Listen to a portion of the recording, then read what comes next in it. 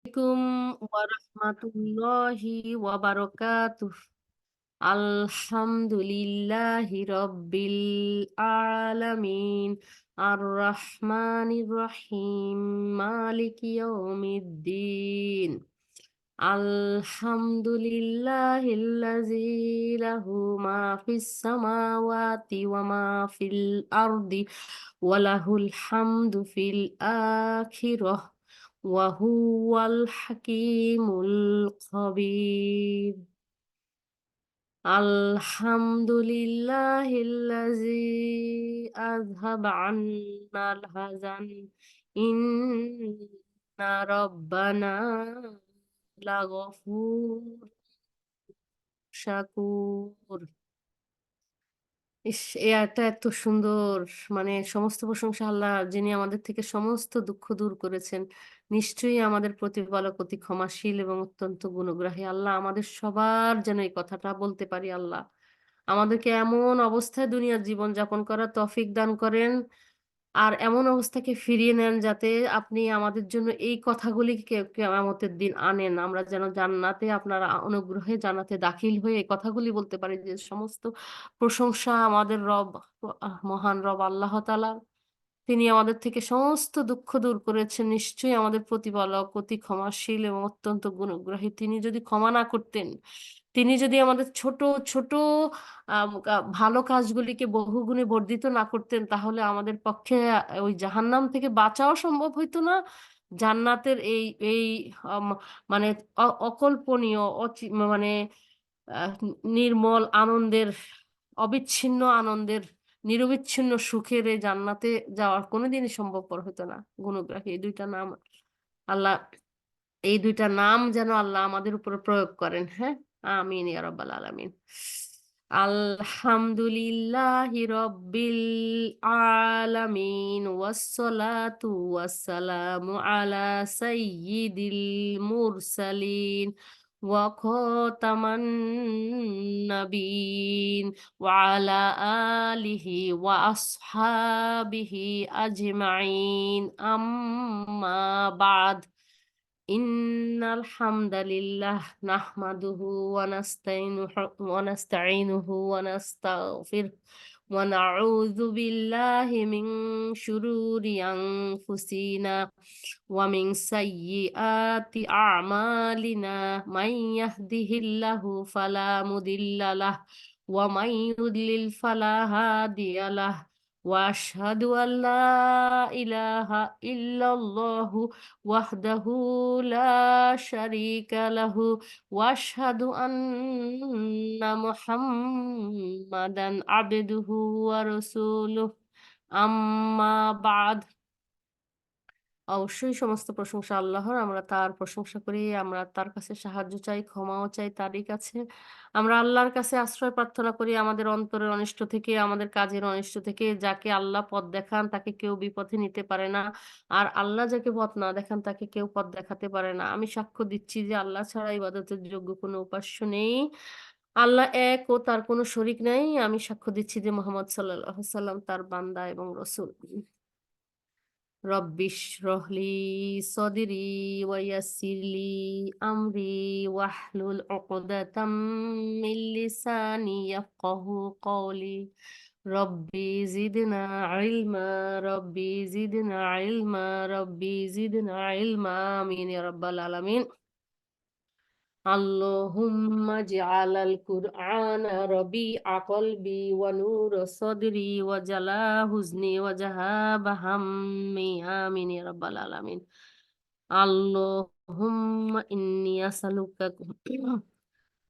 ইলমান নাফিআন ওয়া রিজকান তাইয়্যিবান ওয়া আমালাম মুতাকাব্বালা। আমিন ইয়া রাব্বাল আলামিন। আল্লাহুম্মা ইন্নী আউযু বিকা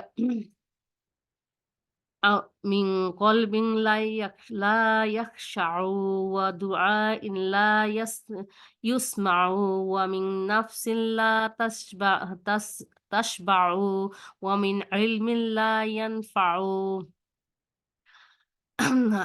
ওয়া আউযু বিকা মিন হাউলাইল আরবা'।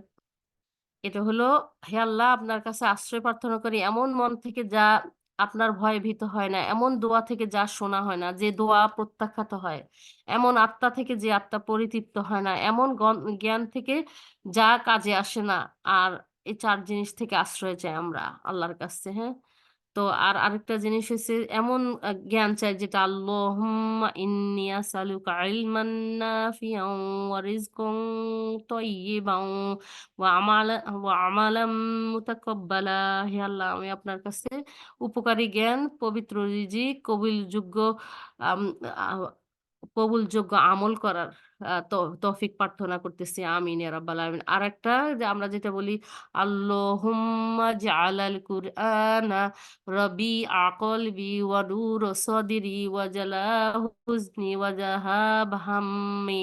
হে আল্লাহ, কুরআনকে আপনি আমাদের হৃদয়ের বসন্তকাল বানিয়ে দিন। বানিয়ে দিন আমাদের বুকের নূর, এবং কুরআনকে আমাদের দুঃখ দুশ্চিন্তা দূর করার মাধ্যম বানিয়ে দিন। আমিন ইয়া রাব্বাল আলামিন।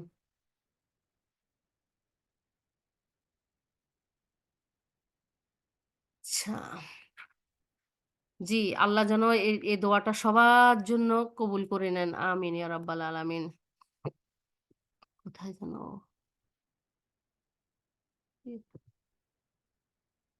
আমি ওকে co-host করলাম, কিন্তু কোথায় গেল?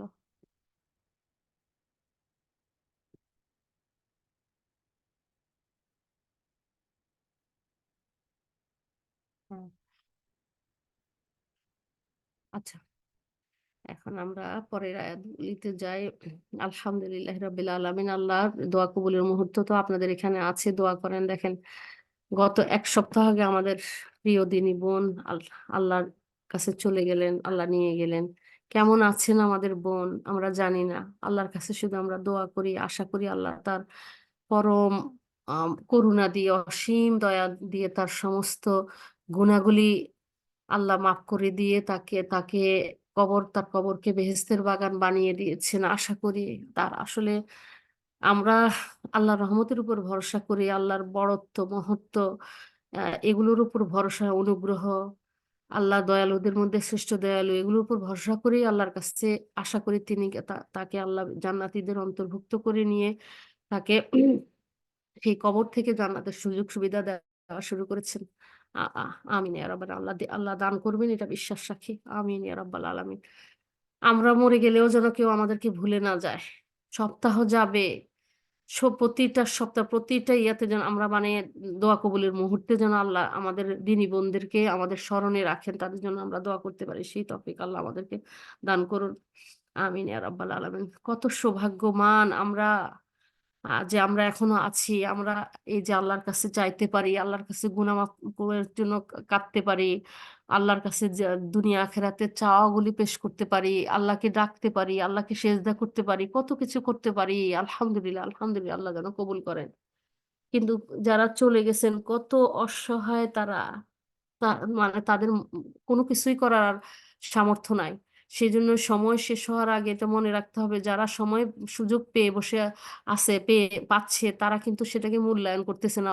অবহেলায় সেটাকে হারাচ্ছে। আর যারা পেয়ে হারিয়েছে, মূল্যায়ন করেনি, তারা কত হাহাকারের মধ্যে আছে, আত্মদহনের মধ্যে আছে, যে কি করে এসেছে, হায় হায় কি করতে পারতাম, আহারে আরেকবার যদি ফিরে যেতে পারতাম। তারা হাহাকার করবে আরেকবার ফিরে এসে, মানে একদম আল্লাহর সমস্ত বিধানগুলি এমন ভাবে মানতে চাবে, আল্লাহর আনুগত্য এমন ভাবে করতে চাইবে যেন আল্লাহ মানে আল্লাহ তাদের উপর সর্ব রকমের সন্তুষ্ট হয়ে যান। কিন্তু সেই সুযোগ কোনোদিন আসেনি, কারোর জন্য দেওয়া হয়নি সে সুযোগকে। সুযোগ এখনই। দুনিয়া কর্মের জায়গা, আখেরাত হলো ফলাফল ভোগের জায়গা। তখন কোনো কর্ম নেই, কোনো বিধিবিধান নেই, কোনো কিছু নেই, শুধু উপভোগ করবে। এখন আজকে খুতবায়, জুমার নামাজের খুতবায় যে জিনিসটা শুনলাম, একজন অল্প বয়সী আম ভাই একটা খুতবার করলেন, বললেন যে আমাদেরকে কোনো একজন ইমামের কথা বললেন। ইবনুল কাইয়্যিম আ তাইমিয়া না কি যেন একজন, যে তাদের একজন যে কোনো রাহিমাহুল্লাহ, তাদের কথা বলছেন যে আমাদের জিহ্বাটা আল্লাহর তরফ থেকে একটা নিয়ামত। এই হবে, এটা যে ও বলছে যে জিহ্বা তো ধ্বংসের কারণও হবে, মানে আবার আম সাকসেস এর সফলতার কারণও হবে। তো সফলতা ব্যর্থতা দুইটারই কারণ হয়। সেজন্য বলছে যখনই এই জিহ্বাটা দিয়ে সেই কথাগুলি আসবে যেগুলো আল্লাহর আনুগত্য বন্ধনে আবদ্ধ। মানে যা আল্লাহর আনুগত্যর যেগুলা প্রকাশ পায় বা কথার মাধ্যমে শুধু না, কথাকে বাস্তবায়নও করতে হবে। সেজন্য বলছে এই জিহ্বা তখনই নিয়ামত হবে। তখনই নিয়ামত হইতে পারবে। আসলেই নিয়ামত, কিন্তু আমরা অপব্যবহার করে এটাকে আমাদের মানে যেখানে রিওয়ার্ড পাবো, পুরস্কার পাবো, সেখানে শাস্তির যোগ্য করে ফেলি নিজেদেরকে এটার অপব্যবহারের কারণে। আসলেই তো আল্লাহ নিয়ামত হিসেবেই দিয়েছেন। দেখেন, যে ব্যক্তির বাকশক্তি নাই, সেই ব্যক্তি কত অসহায় ফিল করতেছে। মনের ভাব প্রকাশ করতে পারতেছে না। কারো সাথে তার আত্মার মানুষের ভাব প্রকাশ যে কত বড় একটা জরুরি জিনিস। সুখ, দুঃখ, হাসি, কান্না সবকিছু আল্লাহর সাথে কথা বলা। তো যারা পেয়েছে তারা কত মানে কত বদনসিব যারা এটার অপব্যবহার করছে। আমরাও শয়তান আমাদেরকে এটার অপব্যবহারের দিকে সবসময় করে। আমাদেরকে উত্তেজিত করে রাখে। পট করে আমরা সারাদিন বলছে যে একজন ব্যক্তি সারাদিন সকাল থেকে মানে একদম ভোর তাহাজ্জুদ পড়া, ফজরের সলাত আদায় করা, ইশরাক সমস্ত কিছু করে জোহর কোনো না সলাত বাদ দেয়নি। রাস্তায় পথে, পথে আল্লাহর রাস্তায় দান করেছে গরিব দুঃখীকে। তারপরে শেষে সারাদিনের কাজ শেষে আসার পরে বন্ধু-বান্ধব নিয়ে আড্ডায় বসলো। বসার পরে এই শুরু হয়ে গেল অনর্থক অহেতুক কথা, মানুষের সম্বন্ধে গীবতগুলি সব শেষ, সব বরবাদ হয়ে গেছে। এই একটা জিহ্বা দিয়ে এত সুন্দর করে সকাল থেকে যা কাজে লাগাইছে, ওই বিকেলে এসে শয়তান বন্ধু। এইজন্য সঙ্গ যে কত বড় জরুরি ব্যাপার। কত মানে জান্নাতে যাওয়ার কারণ হতে পারে, উছিলা হইতে পারে, জাহান্নামে যাওয়ার কারণ হইতে পারে। সেজন্য সেই সঙ্গ, এই জিহ্বার সদ্ব্যবহার করতে পারবে কিনা সেই এনভায়রনমেন্ট কিন্তু নিজেকে চুজ করে নিতে হবে। সেই বন্ধুত্ব করতে হবে সেইভাবে। কারণ যে যেরকম তার সাথে বসলে ওরকম কথাই চলে আসে মানুষের কিন্তু। সেজন্য এটাকে যেন আমরা নেয়ামত হিসেবে ব্যবহার করি। এটাতে এই জিহ্বা দিয়ে যেন কোরআন তেলাওয়াতে যেরকম ভালো কথা, উত্তম কথা, সাদাকা, এটাকে আমরা যেন যা কিছু অতীতে হয়েছে, হয়েছে না বুঝে, হ্যাঁ? আল্লাহর কাছে গুনাহ তো মাপ চাবোই। আর আল্লাহর কাছে চাবো যে আল্লাহ আমাদের এই জিহ্বাটাকে আমরা যেন আপনার সন্তুষ্টির কাজে ব্যবহার করি। আর যদি কোনো ক্ষেত্রে আমরা না করতে পারি, অন্তত যেন চুপ থাকতে পারি। আমরা যেন ক্ষতি না হয় আমাদের। আমরা যেন লুজার না হই। যা কিছু অর্জন করেছি, নতুন ভালো কিছু অর্জন করতে না পারলেও করার জন্য অবশ্যই প্রাণপণ চেষ্টা করব, আল্লাহর সাহায্য চাবো। কিন্তু যেটুকু অর্জিত হয়েছে সেটুকু যেন এই জিহ্বার মাধ্যমে আমরা হারিয়ে না ফেলি। আল্লাহ আমাদেরকে হেফাজত করুন, হ্যাঁ? আল্লাহ আমাদেরকে সত্যবাদী আল্লাহুম্মা ইন্নী আউযু বিকা মিন শাররি কলবি ওয়া মিন শাররি লিসানি, ক্ষতি থেকে, কলবের ক্ষতি থেকে, লিসানের ক্ষতি থেকে আল্লাহ আমাদেরকে হেফাজত করুন, হ্যাঁ? এজন্যই তো বলছে বেশি, বেশি উত্তম কথা, ভালো কথা, কোরআন তেলাওয়াতে এসবে ব্যস্ত থাকলে ওগুলো সময় কমে আসবে। ওসব অহেতুক অনর্থক গুনাহের কাজে এই যে মূল্যবান সম্পদগুলি, নিয়ামতগুলি ব্যবহার করে আল্লাহর যাকে আল্লাহ বাকশক্তি দেন নাই, সে সে আল্লাহর কাছে হিসাব নিকাশ তার ওইভাবেই হবে। কিন্তু যাকে দেয়া হয়েছে, এই নেয়ামত দিয়ে কি করেছে প্রত্যেকটা নেয়ামতের হিসাব আল্লাহ নিবেন। প্রত্যেকটা নিয়ামতের হিসাব আল্লাহর কাছে দেওয়ার জন্য আমাদেরকে প্রস্তুতি গ্রহণ করতে হবে। আল্লাহ আমাদেরকে সেইভাবে প্রস্তুতি গ্রহণ করার তৌফিক দান করুন, যাতে আমরা আল্লাহর নিয়ামতের কি ব্যবহার করেছি সেটা কর্মের দ্বারা প্রমাণ করে আল্লাহকে সন্তুষ্ট করার মতো উত্তর দিতে পারি। আমিন ইয়া রাব্বাল আলামিন। এজন্য তাকওয়া জরুরি। সেজন্য এখন তাকওয়ার আল্লাহর কাছে ১ম এ শুকরিয়া, অন্তরে, কলবে, জবানে আলহামদুলিল্লাহ, আলহামদুলিল্লাহ, আলহামদুলিল্লাহ জারি রাখবো। খালি সবসময় চতুর্দিকে তাকাবো। আল্লাহর সমস্ত নিয়ামতগুলির কথা স্মরণ করব। তাহলে দেখবেন সময় যখন চলে যাবে 24 আওয়ার মানুষের হাতে, হ্যাঁ? এই ভালো কাজে, ভালো কথায়, ভালো চিন্তায় যদি চলে যায় তাহলে আর থাকবে কত সময়? মানে খারাপ কাজ করার সুযোগগুলি একদমই কমে আসবে। আমরা যেন বুঝতে পারি আমাদের জীবনের সময়গুলিকে মূল্যায়ন করতে পারি, নিয়ামতগুলিকে মূল্যায়ন করতে পারি। আমিন। কৃতজ্ঞ বান্দাদেরকে আল্লাহ খুবই ভালোবাসেন। অকৃতজ্ঞতা একটা কুফরি। তো ইনশাআল্লাহ আমরা এখন ওই আ আয়াতগুলি বলবো। বিসমিল্লাহির আউযু বিল্লাহি মিনাশ শাইতানির রাজিম। ইয়া আইয়ুহাল্লাযীনা আমানু ওয়াত্তাকুল্লাহা হাক্কা তুকাতিহি ওয়ালা তামুতুন ওয়ালা তামুতুন্না ইল্লা ওয়া আনতুম মুসলিমুন। হে মুমিনগণ, তোমরা অন্তর থেকে আল্লাহকে সেইভাবে ভয় করো যেভাবে ভয় করা উচিত। আল্লাহর কাছে আমরা সেই গতকালকে ভাই এসব দোয়া মানে মনে হয় যেন প্রতিদিন যতবার পড়ি, ৫ ওয়াক্ত নামাজে পড়ি, তবুও যেন মনে হয় আরো পড়া হয়নি, আরো আরো যেন পড়তে পারতাম এরকম মনে হয়। হ্যাঁ, আল্লাহুম্মা ইন্নী আসআলুকাল হুদা ওয়াত তুকা ওয়াল আফাফা ওয়াল গিনা। আরেকটা হচ্ছে আল্লাহুম্মা আতি নাফসি ওয়া তাকওয়াহা ওয়া যাক্কিহা আনতা খায়রু মান যাক্কাহা আনতা ওয়ালিয়্যুহা ওয়া মাওলাহা। আমিন ইয়া রাব্বাল আলামিন। ইনশাআল্লাহ প্রতিদিন প্রতি ওয়াক্ত নামাজে আমরা আল্লাহর কাছে এগুলা আল্লাহর কাছে চাইতেই থাকবো ভিখারির মতো। আসলে তো আমরা ভিখারি, আমরা নিঃস্ব। আল্লাহর রহমত ছাড়া আমাদের আসলে কিছুই সম্বল নাই। কিছুই আমাদের নেই। আল্লাহর রহমতের উপর ভরসা করেই আল্লাহ যেগুলো করেছেন, করতে বলেছেন সেগুলো করার চেষ্টা করব। আল্লাহকে ভালোবেসে আল্লাহর রহমতের উপর ভরসা করে তারপরে আল্লাহকে ভয় করে। কবুল হবে কিনা, ভুল হচ্ছে কিনা এসব ভয়ের মধ্যে থেকে ইনশাআল্লাহ আমরা চেষ্টা করে যাব। হুম। আচ্ছা, হে মুমিনগণ, তোমরা অন্তর থেকে আল্লাহকে সেভাবে ভয় করো যেভাবে ভয় করা উচিত। সাবধান, অন্য কোনো অবস্থায় যেন তোমাদের মৃত্যু না আসে। আ অর্থাৎ মুসলিম অবস্থায়, সারেন্ডার্ড অবস্থায় কোনো কিছু নিয়ে আল্লাহর বিদ্রোহ, আজকে উদ্যত অহংকারীদের কথা বলা হবে। মানে কোনো কিছুতেই যেন আল্লাহর বিরুদ্ধাচরণ অবস্থায় আমরা না থাকি। কারণ এটা কত ভয়াবহ জিনিস। একটা জিনিস চিন্তা করলে কিরকম ভয় লাগে যে আমরা জানি না ১ টা সেকেন্ড পরেই কিন্তু আমাদের ইহকালের অবসান হইতে পারে। একটা নিঃশ্বাস থাকা আর না থাকা। দেখো, নিঃশ্বাস থাকা মানে ইহকাল, নিঃশ্বাস চলে যাওয়া মানে পরকাল। সুবহানাল্লাহ! একটা নিঃশ্বাসের ব্যবধান।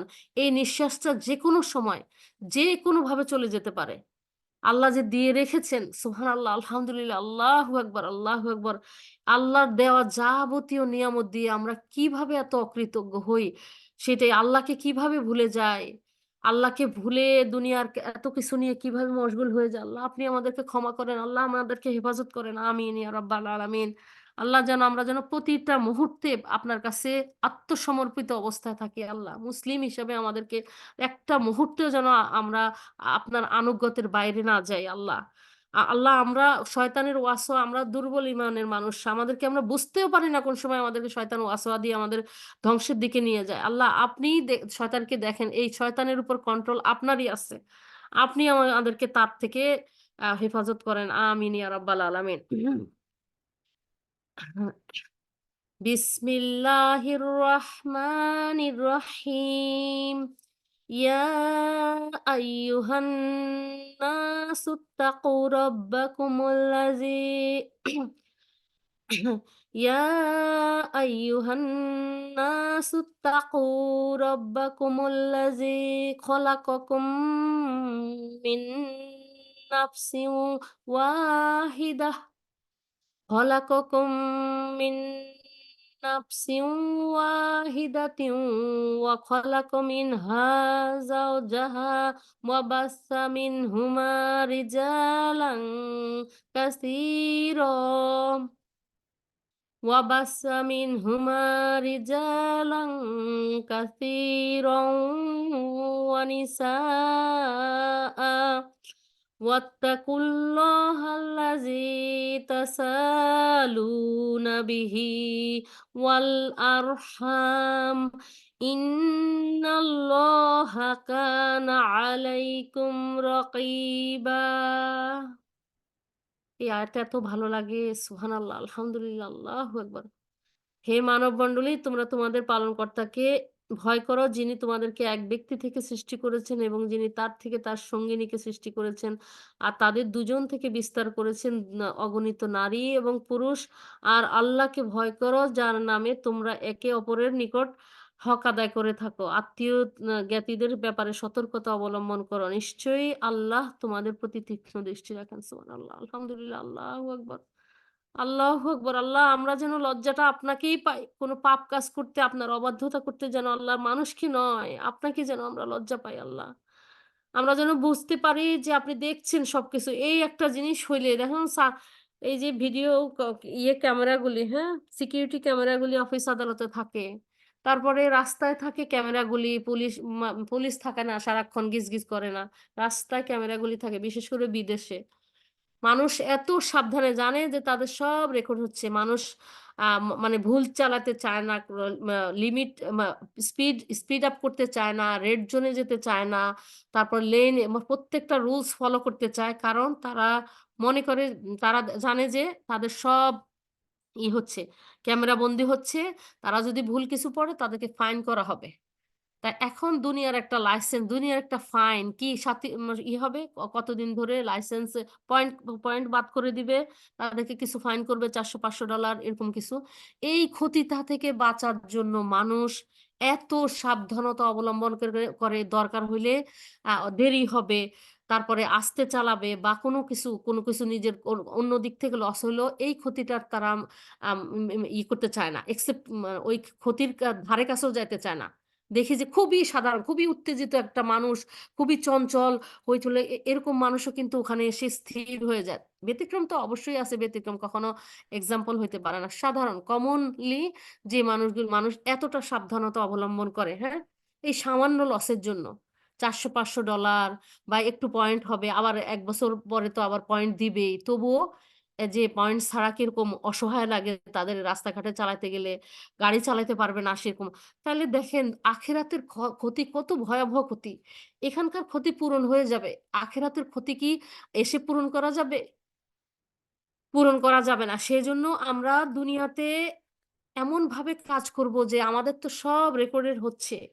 আমাদেরকে যেন অপূরণীয় ক্ষতির সম্মুখীন হইতে না হয়। অপূরণীয় মানে কি? আল্লাহর ক্ষমতার মধ্যে তো সব আছেই। কিন্তু আল্লাহ নির্দিষ্ট করে রেখেছেন কোন পাপের জন্য তিনি কতখানি ক্ষমা করবেন, কোন পাপের জন্য আদৌ ক্ষমা পাবে না কেউ। তো আমাদের অপরাধগুলিকে তো আমরা খুবই শয়তান আমাদের চোখে খুবই নগণ্য করে দেখায়। ছোট তুচ্ছ-তাচ্ছিল্য করে দেখায় অপরাধগুলিকে। সেজন্য আমরা অপরাধ থেকে মানে অপরাধ করে গিল্টি ফিলিংস এর চেয়েও বেশি সিক করি যে না এটা এমন কোনো বড় অপরাধ না। এটাকে আমরা নিজেরাই জাস্টিফাই করে ফেলি শয়তানের ওয়াসওয়ার কারণে। মানুষ কত বড় বড় অপরাধ করে, আমরা কি এমন করলাম? এরকম করে অপরাধের আরো সামনের দিকে আগানোর, অপরাধের পথে পাড়ি দেওয়ার রাস্তা আরো প্রশস্ত হয়ে যায়। আর তওবা ইস্তেগফার তো আসেই না। সুবহানাল্লাহ, আল্লাহু আকবার, আল্লাহু আকবার, আল্লাহ আমাদেরকে ক্ষমা করুন। সেজন্য আমরা এই আয়াতটার কথা খেয়াল রাখবো যে আহারে দুনিয়ার ক্ষতি আমরা মেনে নিতে পারি না। কিভাবে আমরা সেই ক্ষতি, মানে সেই ক্ষতি তো ভয়াবহ ক্ষতি। আল্লাহ বলছেন না আমার আযাব সহ্য করতে পারবা না। বলা হয়েছে যে একজন জাহান্নামীকে বলছে টিনের চালের ভিতর দিয়ে ছোট্ট ছিদ্র হইলে যে বাতাস ঢুকে, মা আলো ঢুকে, ওই সময়ে ওই আলোতে দেখা যায় কিছু আম ধূলিকণা উঠতেছে। ছোট্ট, একদম ছোট ধূলিকণা উঠতেছে। ঐরকম পরিমাণ বাতাস যদি জাহান্নামের কারো গায়ে লাগে, তার মনে হবে যে পৃথিবীতে এত কষ্ট আর কিছু হইতে পারে না। আর বলছে যে একজন জাহান্নামীর কষ্ট যে সারা পৃথিবীর সব কষ্টকে একত্রিত করলেও জাহান্নামের কষ্টের সাথে কোনো তুলনা করা যাবে না। তাহলে চিন্তা করেন আমরা জানি না আমাদের আমাদের জন্য কি নির্ধারিত হয়ে আছে। আমরা কিভাবে এত নিশ্চিন্তে জীবনযাপন করি আমাদের যখন সবই অনিশ্চিত। হ্যাঁ, আমরা আল্লাহর রহমতের উপর ভরসা করব। কিন্তু আমাদেরকে ঈমান বাড়ানোর জন্য, আল্লাহর কাছে গৃহীত হওয়ার জন্য আমাদের কর্মপন্থা আরো উত্তম করতে হবে। তাকওয়ার দিকে ধাবিত হইতে হবে যত লসই হোক না কেন। যত কিছুই আমরা হারাই না কেন, পেয়ে হারাই না কেন, যত কিছু তবুও তাকওয়া অবলম্বন করতে হবে যে যিনি কিয়ামতের দিনে শাস্তি দিবেন, পুরস্কার দিবেন তিনি কিন্তু সব দেখছেন, অন্য কেউ দেখুক আর না দেখুক। আল্লাহ আমাদেরকে মুত্তাকিদের অন্তর্ভুক্ত করুন, হ্যাঁ? মুত্তাকি হওয়ার জন্য রাত-দিন আল্লাহর কাছে রোদন করতে হবে। রোদন করতে হবে যে আল্লাহ অনেক কিছু দিয়েছেন, অনেক কিছু দিয়েছেন যেটা আমরা চিন্তাও করি নাই।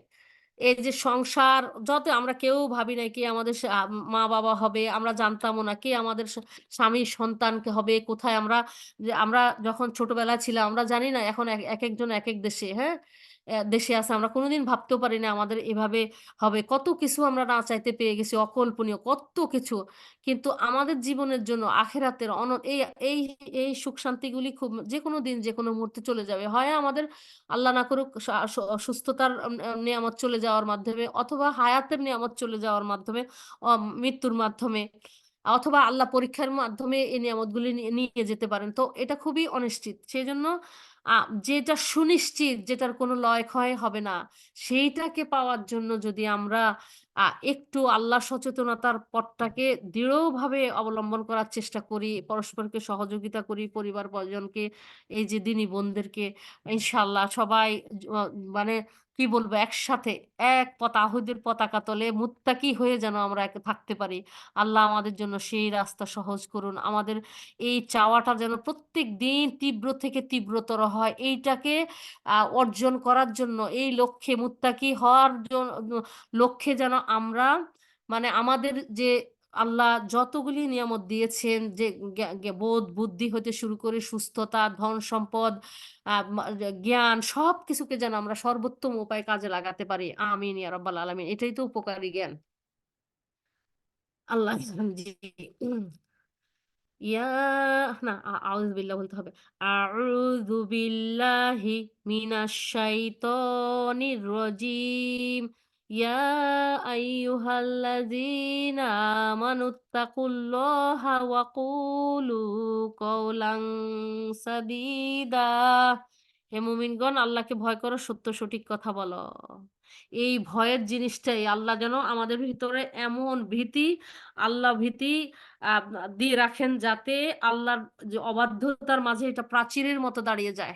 আমরা যেন কোনোভাবে আল্লাহর হুদুদ, আল্লাহর নির্ধারিত সীমা লঙ্ঘন না করতে পারি। আমিন ইয়া রাব্বাল আলামিন। আল্লাহ আমাদের তো শক্তি নাই। আপনি সর্বশক্তিমান। আল্লাহ আমাদের কলবের মধ্যে দ্বীনকে প্রতিষ্ঠা করে দেন। আমাদের অন্তরকে আপনার আনুগত্যের দিকে আল্লাহ আ উম ফিরিয়ে দেন। আমিন ইয়া রাব্বাল আলামিন। يصلح لكم أعمالكم ويغفر لكم ذنوبكم ومن يطع الله ورسوله فقد فاز فقد فاز فوزا عظيما হ্যাঁ, তাহলে আল্লাহ তোমাদের কার্যাবলী শুধরে দিবেন এবং তোমাদের পাপ রাশি ক্ষমা করবেন। আমাদের তো এটাই দরকার। রাশি, রাশি পাপ যেন ক্ষমা হয়। যে ব্যক্তি আল্লাহ তার রাসূলের আনুগত্য করে সে মহা সাফল্য অর্জন করলো। আমরা রাশি, রাশি আম পাপ ক্ষমা পাওয়ার জন্য কি করব? ইনশাআল্লাহ এমনি তো ইস্তেগফার উঠতে বসতেই করব। কিন্তু ঘুমানোর আগে যে একটা আমল করার কথা বলেছে যে সমুদ্রের ফেনা পরিমাণ পাপ থাকলেও আল্লাহ ক্ষমা করে দিবেন। জিহাদের ময়দান থেকে পলায়নকারীকেও আল্লাহ ক্ষমা করে দিবেন। এই যে ৩ বার আস্তাগফিরাল্লাহাল্লাযী লা ইলাহা ইল্লা হুয়াল হাইয়ুল কাইয়্যুম ওয়া আতুবু ইলাইহ। এইটা ৩ বার করে পড়বো, হ্যাঁ? আস্তাগফিরাল্লাহাল্লাযী লা ইলাহা ইল্লা হুয়াল হাইয়ুল কাইয়্যুম ওয়া আতুবু ইলাইহ। আল্লাহ যেন আমাদের চোখের পানি এনে দেয়। আল্লাহর কাছে যখন আমরা ক্ষমা চাই যাতে ওই চোখের পানিতে আমাদের সমস্ত পাপ ধুয়ে মুছে আমাদেরকে আল্লাহ পবিত্র করে দেন। আমিন ইয়া রাব্বাল আলামিন। আস্তাগফিরুল্লাহাল্লাযী লা ইলাহা ইল্লা হুয়াল হাইয়ুল কাইয়্যুম ওয়া আতুবু ইলাইহ। আল্লাহ আমাদের কবুল করুন। আল্লাহর কাছে আমি এখন যেটা চাই যে আল্লাহ আপনি আরেকটা সপ্তাহ হায়াত দিয়েছেন। কত মানুষকে নিয়ে গিয়েছেন। আলহামদুলিল্লাহ। প্রত্যেকটা দিন আপনার যাবতীয় নেয়ামত যেন আপনার আনুগত্যের কাজে ব্যবহার করতে পারি। আপনার ইবাদতের পরিপূর্ণভাবে আপনার ইবাদতের কাজে ব্যবহার করতে পারি। আল্লাহ সেই তৌফিকও আপনি দেন। হায়াত যখন দিয়েছেন সবকিছু এই চাওয়াগুলিও আপনি আমাদের কবুল করেন, মঞ্জুর করেন। আমিন। সুবহানাকা লা ইলমা লানা ইল্লা মা আল্লামতানা ইন্নাকা আনতাল আলিমুল হাকিম। আল্লাহ স আল্লাহ সত্তাই পবিত্র। আল্লাহ আমাদেরকে যতটুকু জ্ঞান দিয়েছেন তার বাইরে আমরা কিছু জানি না। এই জ্ঞানটুকুই যেন আমরা আল্লাহর সন্তুষ্টির কাজে ব্যবহার করতে পারি, উপকারী জ্ঞান। নিজেও যেন উপকৃত হইতে পারি, অন্যরাও যেন আমাদের জ্ঞান দ্বারা উপকৃত হইতে পারে। আমিন। আমরা চলে গেলেও যেন আমাদের জ্ঞান দ্বারা মানুষ আল্লাহর সন্তুষ্টির কাজে ব্যবহার করে নিজেরা উপকৃত হইতে পারে, আ আ অন্যদেরকে উপকৃত করতে পারে। যাতে কিয়ামত পর্যন্ত আল্লাহ আমাদের এই জ্ঞানকে সাদগায়ে জারিয়া হিসাবে পৌঁছে দিতে পারেন। কবুল করেন। আমিন ইয়া রাব্বাল আলামিন। আলহামদুলিল্লাহি রাব্বিল আলামিন। আল্লাহ যেন আমাকে সত্য আল্লাহর কথা কথাগুলি, কালামের কথা, আলহামদুলিল্লাহ, আলহামদুলিল্লাহ, আলহামদুলিল্লাহ, এই জিহ্বা দিয়ে কত আল্লাহর অসন্তুষ্টির কথা জীবনের যে জ্ঞানে অজ্ঞানে না জেনে না জেনে, বুঝে না বুঝে করেছি। আল্লাহর কাছে আমরা আশা করি তিনি আমাদেরকে ক্ষমা করবেন। আর বাকি জীবনটা যেন শুধু তার সন্তুষ্টির কথাই উচ্চারণ করি। তার অসন্তুষ্টির থেকে যেন আমরা হেফাজত করতে পারি আমাদের জবানকে। আল্লাহ আমাদেরকে সেই তৌফিক দান করুন। আর এই কথাগুলি আপনাদের কাছে সঠিকভাবে যেন আল্লাহর সন্তুষ্টির উদ্দেশ্যে পৌঁছে দিতে পারি। আমরা সবাই যেন এর উপর পরিপূর্ণভাবে আমল করতে পারি। আল্লাহ আমাদেরকে সেই তৌফিক দান করুন। আমিন ইয়া রাব্বাল আলামিন। আমরা একটা সূরা আমরা সূরা দুখানে আছি। বিসমিল্লাহ। আমরা গতদিনে 15 আয়াত পর্যন্ত পড়েছিলাম। আমরা বলেছিলাম 13, 14 এসব আয়াতে মানে আমি সামারিটা বলে যাই। ৯ নম্বর আয়াত থেকে আল্লাহ বলছেন, যখন রাসূল সাল্লাল্লাহু আলাইহি ওয়াসাল্লাম আল্লাহর কথা বলেছেন। যুগে, যুগে যত রাসূলই বলেছেন যে আকাশমণ্ডলী, পৃথিবীর সবকিছু, সবকিছুর স্রষ্টা তিনি, সবকিছুর ক্ষমতা তার। তিনি জীবন দান, মৃত্যু ঘটান। তিনি আমাদের পূর্বপুরুষদের, আমাদের এবং অনাগত যারা আসবে আমাদের উত্তরসূরি সবারই প্রভু, সবারই স্রষ্টা, সবারই প্রতিপালক। তারপরে যখন আ এসব কথা বলেন, তো রাসূলরা, তো অবাধ্যরা, শয়তানের অনুসারীরা, শয়তানের পূজারীরা কি করে?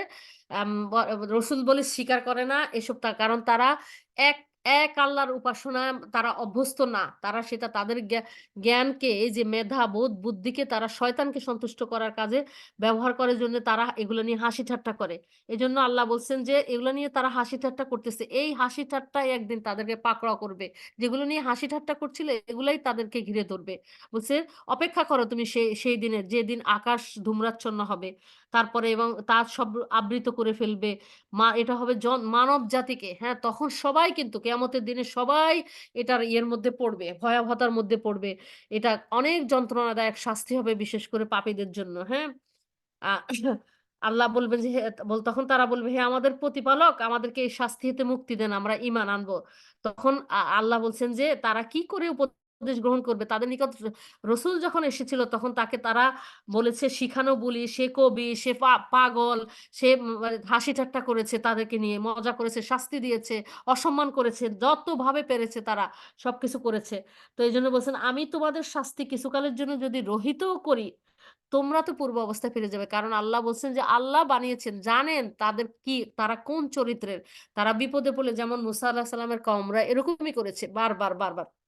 যে যতবার বিপদে পড়েছে মুসা আলাইহিস সালামকে বলেছে যে, "আপনি আল্লাহর কাছে দোয়া করেন আমাদেরকে যেন এই বিপদ থেকে উদ্ধার করেন, নাহলে তো আমরা ধ্বংস হয়ে যাবো। আমরা ঈমান আনবো, আমরা কথা শুনবো।" তারপর যখন আল্লাহ তাদেরকে বিপদ সরিয়ে দিয়েছেন, তারা কিছুদিন মা ন স্বাভাবিক ছিল, কিন্তু পরে তারা ভুলে গিয়েছে, অকৃতজ্ঞ হয়ে বেইমানি করেছে। হ্যাঁ? তো এইজন্য বলছে যে পূর্ব অবস্থায় ফিরে যাবে। তারপরে ১৬ নম্বর আয়াতে আসছে, "যেদিন আমি তোমাদেরকে প্রবলভাবে পাকড়াও করব, সেদিন আমি তোমাদেরকে শাস্তি দিবই।" এটা শাস্তি আমরা শুধু একটা শব্দ, হ্যাঁ? এখানে দেখেন বলে না মানুষে রিমান্ডে নিয়ে টর্চার করে করে। কিন্তু আমরা টর্চার, রিমান্ড এই ২ টা শব্দ যারা বাইরে থাকি, যারা শুধু ইউজ করি, জানি না টর্চার কি, ওখানে কিভাবে টর্চার করা হয়, রিমান্ডে কিভাবে কথা আদায় করা হয়, কি করা হয় এগুলা জানি না। কিন্তু যে ওই পরিস্থিতি ফেস করেছে সে জানে এর ভয়াবহতা। আর দুনিয়ার শাস্তি তো কিছুই না, তুচ্ছাতি তুচ্ছ। সেজন্য আল্লাহ যখন শাস্তি বলবেন, আল্লাহর ভালোবাসা যেমন প্রবল, আল্লাহ প্রবল পরাক্রান্ত, হ্যাঁ? আল্লাহর শাস্তিও সেরকম ভয়াবহ, হ্যাঁ?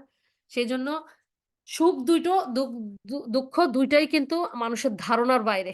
মানুষ ভাবতেও পারবে না এমন সুখ তাদের জন্য অপেক্ষা করছে যারা আল্লাহর আনুগত্যের মধ্যে দিয়ে শত কষ্টেও শত মানে ক্ষয়ক্ষতি সত্ত্বেও শত প্রতিকূলতার মধ্যেও আল্লাহর আনুগত্যের মধ্যে নিজেদেরকে আম আ এই আবদ্ধ রেখেছে।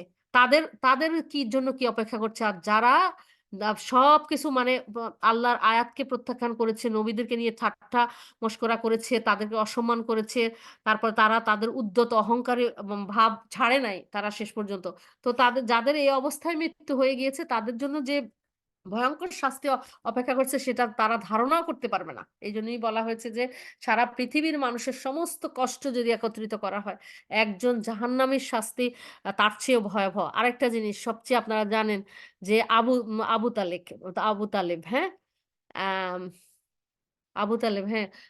আলী আলী রাদিয়াল্লাহু তাআলার বাবা, রাসূল সাল্লাল্লাহু আলাইহি ওয়াসাল্লামের চাচা। সবচেয়ে কম শাস্তি দেওয়া হবে যে ব্যক্তিকে, তাকে আগুনের পাদুকা পরানো হবে, আগুনের জুতা পরানো হবে, হ্যাঁ? আর তিনি বলা হয়েছে কিছু জায়গায় যে তিনি হবেন আবু তালেব। তাইলে তখন তার মগজটা গলে টগবগ করে পড়বে এবং হৃৎপিণ্ড, পেটের এই যে নাড়ি-ভুড়ি হয়ে পায়ুপথে বের হয়ে যাবে। এত ভয়াবহ, চিন্তা করেন। আমরা এখন এই যে বাংলাদেশে এখন গরম কেউ সহ্য করতে পারতেছে না। কত হাজার, হাজার মানে হাজার তো না, কোটি, কোটি মাইল দূরে কোথায় আমরা ধারণাও করতে পারি না যে এরকম। আমরা শুধু সংখ্যা বলি, কিন্তু সংখ্যার যে কি অবস্থা সেটা আমরা ধারণাও করতে পারি না। তাইলে এই আযাব অপেক্ষা করতেছে। এজন্যই আল্লাহ বলছেন, তুমি নিজে বাঁচাও। জাহান্নামের আযাব থেকে নিজে নিজে বাঁচো, নিজের পরিবার পরিজনকে বাঁচাও। ওই ওই আগুন থেকে যা প্রস্তুত করা হয়েছে আ কাফেরদের জন্য, আবার যার জ্বালানি হবে মানুষ এবং পাথর, দুই ভাবে ২ আয়াতে আল্লাহ আম সতর্ক করেছেন। এরকম অনেক জায়গায় করেছেন। তো আমরা এই আয়াতগুলিকে সামনে রেখেই কিন্তু জীবনের পথ পাড়ি দিতে হবে, চলতে হবে, যে আল্লাহর এই নির্দেশ যদি আমরা আঁকড়ে ধরি, তাহলে আমরা দুনিয়াতে সাময়িক বিভিন্ন পরীক্ষার সম্মুখীন হলেও আখিরাতে আমাদের কোনো কষ্ট, কোনো অসম্মান, কোনো কিছুই এগুলা মা অনাকাঙ্ক্ষিত কোনো কিছুই আমাদেরকে স্পর্শ করবে না আল্লাহর মেহেরবানিতে, ইনশাআল্লাহ, ইনশাআল্লাহ। তো আমরা আজকে আ ১৬ আয়াত থেকে পড়া শুরু করব ইনশাআল্লাহ। যে আল্লাহ ৫ টা আয়াতে নিয়েছি আজকে। দেখি ইনশাআল্লাহ। আশা করি মনোযোগ দিয়ে সবাই শুনবেন। আমরা ইয়েদের ইনশাআল্লাহ। আল্লাহ আর এই মজলিসে যারা আছেন এখন সবাই এমন আল্লাহর রহমতের চাদর দিয়ে ঢেকে রাখা হয়েছে। আপনার প্রত্যেকের বাসায় হয়ে গেছে বেহেশতের বাগানের মতো। দুনিয়ার জমিনে আল্লাহর স্মরণের মজলিস, আল্লাহর বড়ত্ব, মহত্ব, একত্ব নিয়ে যে মজলিসে কথা হয়, আল্লাহর বিধিবিধান নিয়ে কথা হয়, হ্যাঁ? সেই আল্লাহর কালাম নিয়ে কথা হয়, সেই মজলিসের চেয়ে শ্রেষ্ঠ মজলিস আর কিছুই হতে পারে না। যখন এই মজলিস শেষ হবে, আল্লাহর ফেরেশতারা আল্লাহর পক্ষ থেকে ঘোষণা করবেন যে, অ্যা না তোমাদের জীবনের গুনাহগুলিকে নেকিতে পরিণত করা হলো। তোমরা আ উম এই নেকি পুণ্য নিয়ে উঠে যাও। সুবহানাল্লাহ, আলহামদুলিল্লাহ, আল্লাহু আকবার, আল্লাহু আকবার। আমরা যেন এই মজলিসগুলিকে মূল্যায়ন করতে শিখি। এই ফজিলতটা আশা করব। আমরা যখন বসবো, হেদায়েতের জন্য আল্লাহর কাছে হেদায়েত প্রাপ্ত হওয়ার জন্য জ্ঞান অর্জন করা, আল্লাহকে সন্তুষ্ট করার জন্য ইবাদত করার জন্য জ্ঞান অর্জন করা। নিয়তে বসবো, আল্লাহর কাছে তৌফিক কামনা করব যেন ধার ধা ধ মনে, মেধায়, মননে, অন্তরে ধারণ করতে পারি, সেটাকে অ্যাপ্লিকেশন করতে পারি। যেই নিয়তে আমরা বসবো সেই নিয়তে আল্লাহ নিয়ত মাফিক আমাদেরকে দিবেন ইনশাআল্লাহ। তাহলে আমরা কোনো কিছু কমতি চাবো না আল্লাহর কাছে। আমাদের চাওয়া জান্নাতুল ফিরদাউস হবে। আমাদের চাওয়া হবে বিনা হিসাবে জান্নাত। কারণ আমরা আমরা যার কাছে চাইতেছি, তিনি, তার কাছে অসম্ভব কিছুই না। তার দয়া, মায়া, তার করুণা, ক্ষমা, কোনো কিছুর কোনো সীমা পরিসীমা নেই। আমাদের সবকিছু সীমাবদ্ধ। তার সবকিছু সীমাহীন। তো আমরা তার কাছে এভাবে প্রাণ খুলে উজাড় করে চাবো, কিন্তু চাওয়ার জন্য যে উসিলাগুলি দরকার, সাহায্য, আল্লাহ বলছেন না, আমাকে সাহায্য করো তোমাদেরকে সাহায্য করার জন্য। কিভাবে সাহায্য করব? আল্লাহর আনুগত্যের শিকলে আমাদেরকে বেঁধে ফেলতে হবে নিজেদেরকে, হ্যাঁ? ইনশাআল্লাহ। আল্লাহ আমাদেরকে তৌফিক দান করুন। যথাযথভাবে যেন তার আনুগত্য করতে পারি। তার ইবাদতে রাসূল সাল্লাল্লাহু আলাইহি ওয়াসাল্লামের আনুগত্য করতে পারি। আমিন ইয়া রাব্বাল আলামিন। আউযু বিল্লাহি মিনাশ শাইতনির রাজিম। ইয়াউমা নাবতিসু ইয়াউমা নাবতিশুল বাতশাতাল কুবরা ইন্না মুনতাকিমুন। যেদিন আমি তোমাদেরকে প্রবলভাবে আক্রমণ করব, সেদিন তোমাদের শাস্তি দিবই। উফ! কত ভয়ংকর একটা মানে আমাদের জন্য। উফ! আল্লাহ মানব জাতির জন্য। মানুষ যেন এটা নিয়ে চিন্তা করে। মানুষের শাস্তিকে আমরা কত ভয় পাই। আল্লাহর শাস্তির মতো তো কেউ শাস্তি দিতে পারবে না। মানুষের শাস্তিকে ভয় করে কত কিছু থেকে বিরত থাকি, কত কিছু ইচ্ছা হইলেও করি না। তাহলে আল্লাহর শাস্তিকে যেন আমরা ভয় করি।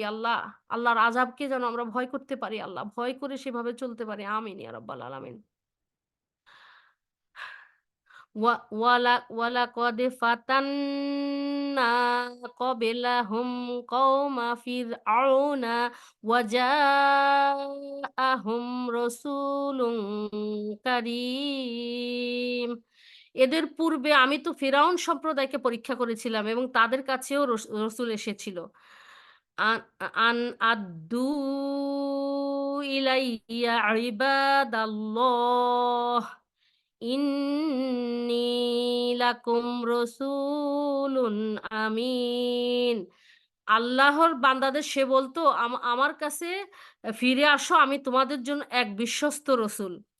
ওয়া আল্লাহ ওয়া আল্লাহ তা'লু আলাল্লাহ ইন্নী আতিকুম বিসুলতানিম মুবিন। এবং তোমরা আল্লাহর বিরুদ্ধে উদ্যত হইও না, আমি তোমাদের কাছে কাছে স্পষ্ট প্রমাণ এনেছি। ওয়া ইন্নী উযতু বিরব্বি ওয়া রাব্বিকুম আন তারজুমুন। তোমরা যাতে আমাকে প্রস্তরাঘাতে হত্যা না করতে পারো তার জন্য আমি আমার পালনকর্তা এবং তোমাদের পালনকর্তার শরণ নিচ্ছি। এই হলো ৫টা আয়াত। এখন আমরা ইনশাআল্লাহ চলে যাব এর ব্যাখ্যা। আল্লাহ ওয়া মা তাওফিকি ইল্লা বিল্লাহ আমরা যেন করতে পারি। হ্যাঁ, হ্যাঁ, আল্লাহর দিকে আল্লাহর বান্দা এটা হলো যারা আল্লাহর দিকে ফিরে এসেছে। হ্যাঁ, তারপরে আর মানুষ আসলে ইচ্ছা অনিচ্ছা আল্লাহর পাকড়াওতে এই যে বাতসা, এটা বলা হয়েছে যে মা ধূম্র যখন এসে যাবে একবার, ইয়ের সময় এসেছে, কি যেন বদরের যুদ্ধের সময় আল্লাহ চরমভাবে আক্রমণ করেছেন, হ্যাঁ? এই কাফের মুশরিকদেরকে। তারপরে সেখানে একবার ভয়ংকর অবস্থা হয়েছে। তার চেয়ে ভয়াবহ অবস্থা অপেক্ষা করছে কিয়ামতের দিন, হ্যাঁ? তো বলা হয়েছে যে আল্লাহর পাকড়াও নিঃসন্দেহে অনেক কঠিন হবে কিয়ামতের দিনে, যেটা মানুষ ধারণা করবে। আপনারা কিছু, কিছু শুনেছেন যে মানুষ মা বাচ্চাকে দুধ খাওয়াচ্ছে, সে মা ভয়াবহতায় বাচ্চাকে ফেলে ছোট বাচ্চাকে ফেলে দৌড়াবে। ও উদ্ভ্রান্তের মতো ছুটে চলে যাবে। তারপরে শিশু বৃদ্ধ হয়ে যাবে। তারপরে গর্ভ গ ম গর্ভপাত হয়ে যাবে ইয়েদের মহিলাদের অসময়ে, হ্যাঁ? কবর থেকে মানুষ উত্থিত হবে। আসমান জমিন ভেঙে পড়বে খান, খান হয়ে। সমুদ্র উত্তাল হয়ে যাবে, আগুন হবে। এত কিছু হবে। আমরা এখন এখানে একটু আগুন লাগলে কিরকম ভয় পেয়ে যাই, একটু ঝড় বৃষ্টি হলে কিরকম ভয় পেয়ে যাই। ওই কিয়ামতের দিনের ভয়াবহতা তো কোনো চিন্তার বাইরে, মানুষ কল্পনার বাইরে। সেজন্য বলছে যে আল্লাহর কঠিন পাকড়াও কিন্তু অপেক্ষা করতেছে। সেই পাকড়াওর দিনে আল্লাহ কিছু মানুষকে কি করবেন? খুবই নিশ্চিন্ত নিরাপদ ইয়াতে রাখবেন, হ্যাঁ?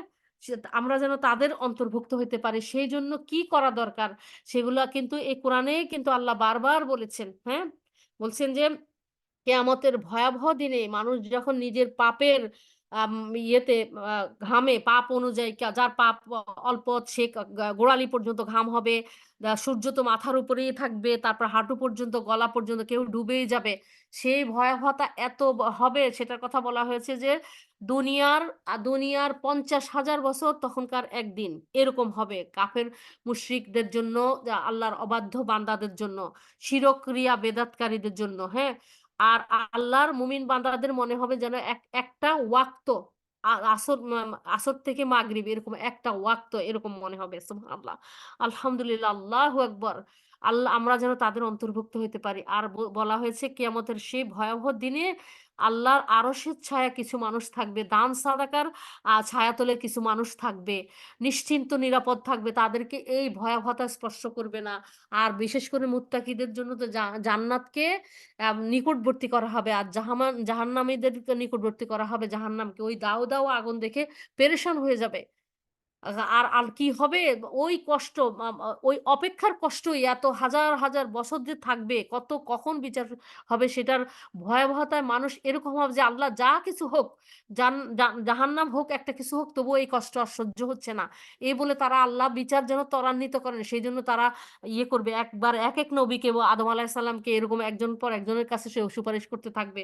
কিন্তু তারা ধারণাও করতে পারবে না যে জাহান্নামের শাস্তি কি ভয়াবহ। ওই দাঁড়িয়ে থাকার কষ্ট সহ্য করতে পারবে না। একটু উত্তাপ শুধু সামনে। এইটার কারণে। তাইলে দেখেন আমরা আমরা কোন দলের অন্তর্ভুক্ত হব এখন? আমাদেরকে কিন্তু সামনে পথ সুন্দর করে পরিষ্কার পরিচ্ছন্নভাবে আল্লাহ ব্যাখ্যা করেছেন কোরআনে, আল্লাহ তুলে ধরেছেন, আল্লাহ রাসূল সাল্লাল্লাহু আলাইহি ওয়াসাল্লাম ব্যাখ্যা করে গেছেন। আমরা এখন সেই দিন নিশ্চিন্ত নিরাপদ থাকার জন্য কি, কি কাজ করা দরকার? হ্যাঁ, বলেছেন ন্যায়পরায়ণ শাসক ৭ শ্রেণীর মানুষকে সেদিন আল্লাহ নিশ্চিন্ত নিরাপদ রাখবেন।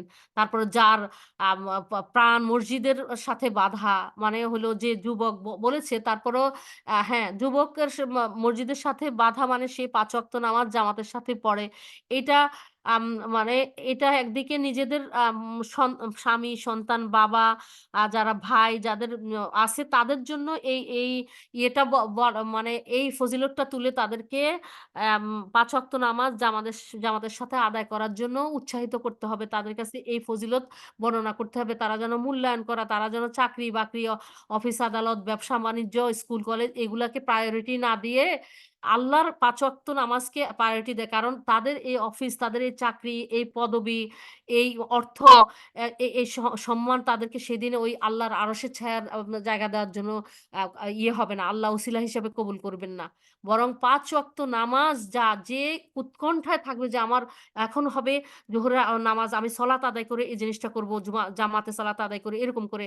মানুষ যেন বাসাটাও ভাড়া নেয় এরকম বলছে যে যার নিয়ত হিসাবে কেউ বাসা ভাড়া নেয় বা বাড়ি করে কোথায়? মার্কেটের কাছে, সি বিচ এর কাছে, হ্যাঁ?